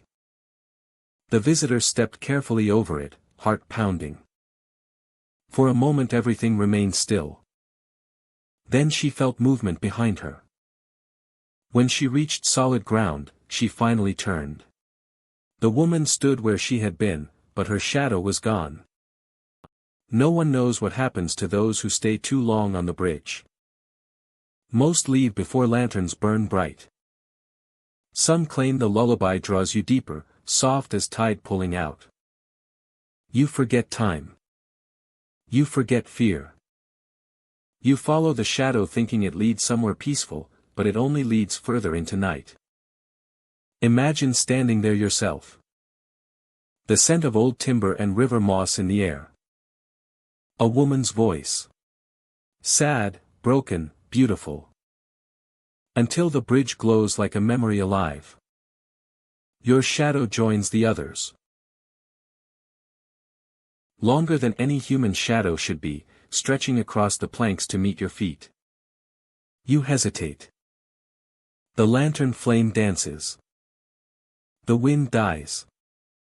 You realize the night is listening. Do you step forward or return the way you came? The Shaker village bridge is peaceful by day, cursed by night. A woman in long dress sings to darkness. Her shadow stretches beyond reason, like waiting for company. Some stories warn to never step into it. Others say those who do return changed, silent for days, unable to describe what they saw beyond lantern light. If you ever find yourself there after sunset, listen closely. Follow your instincts. And when you hear that broken lullaby drifting across the planks, remember that some bridges carry more than travelers. They carry memories. Voices. Shadows too long to belong to the living. The Shaker village bridge remains quiet in daylight. But when night falls, it remembers. And it sings. And now, dear listener, we leave the echoing bridges of Kentucky behind. Though perhaps the bridges do not leave us. 20 crossings where the past still trembles. Where footsteps never fade.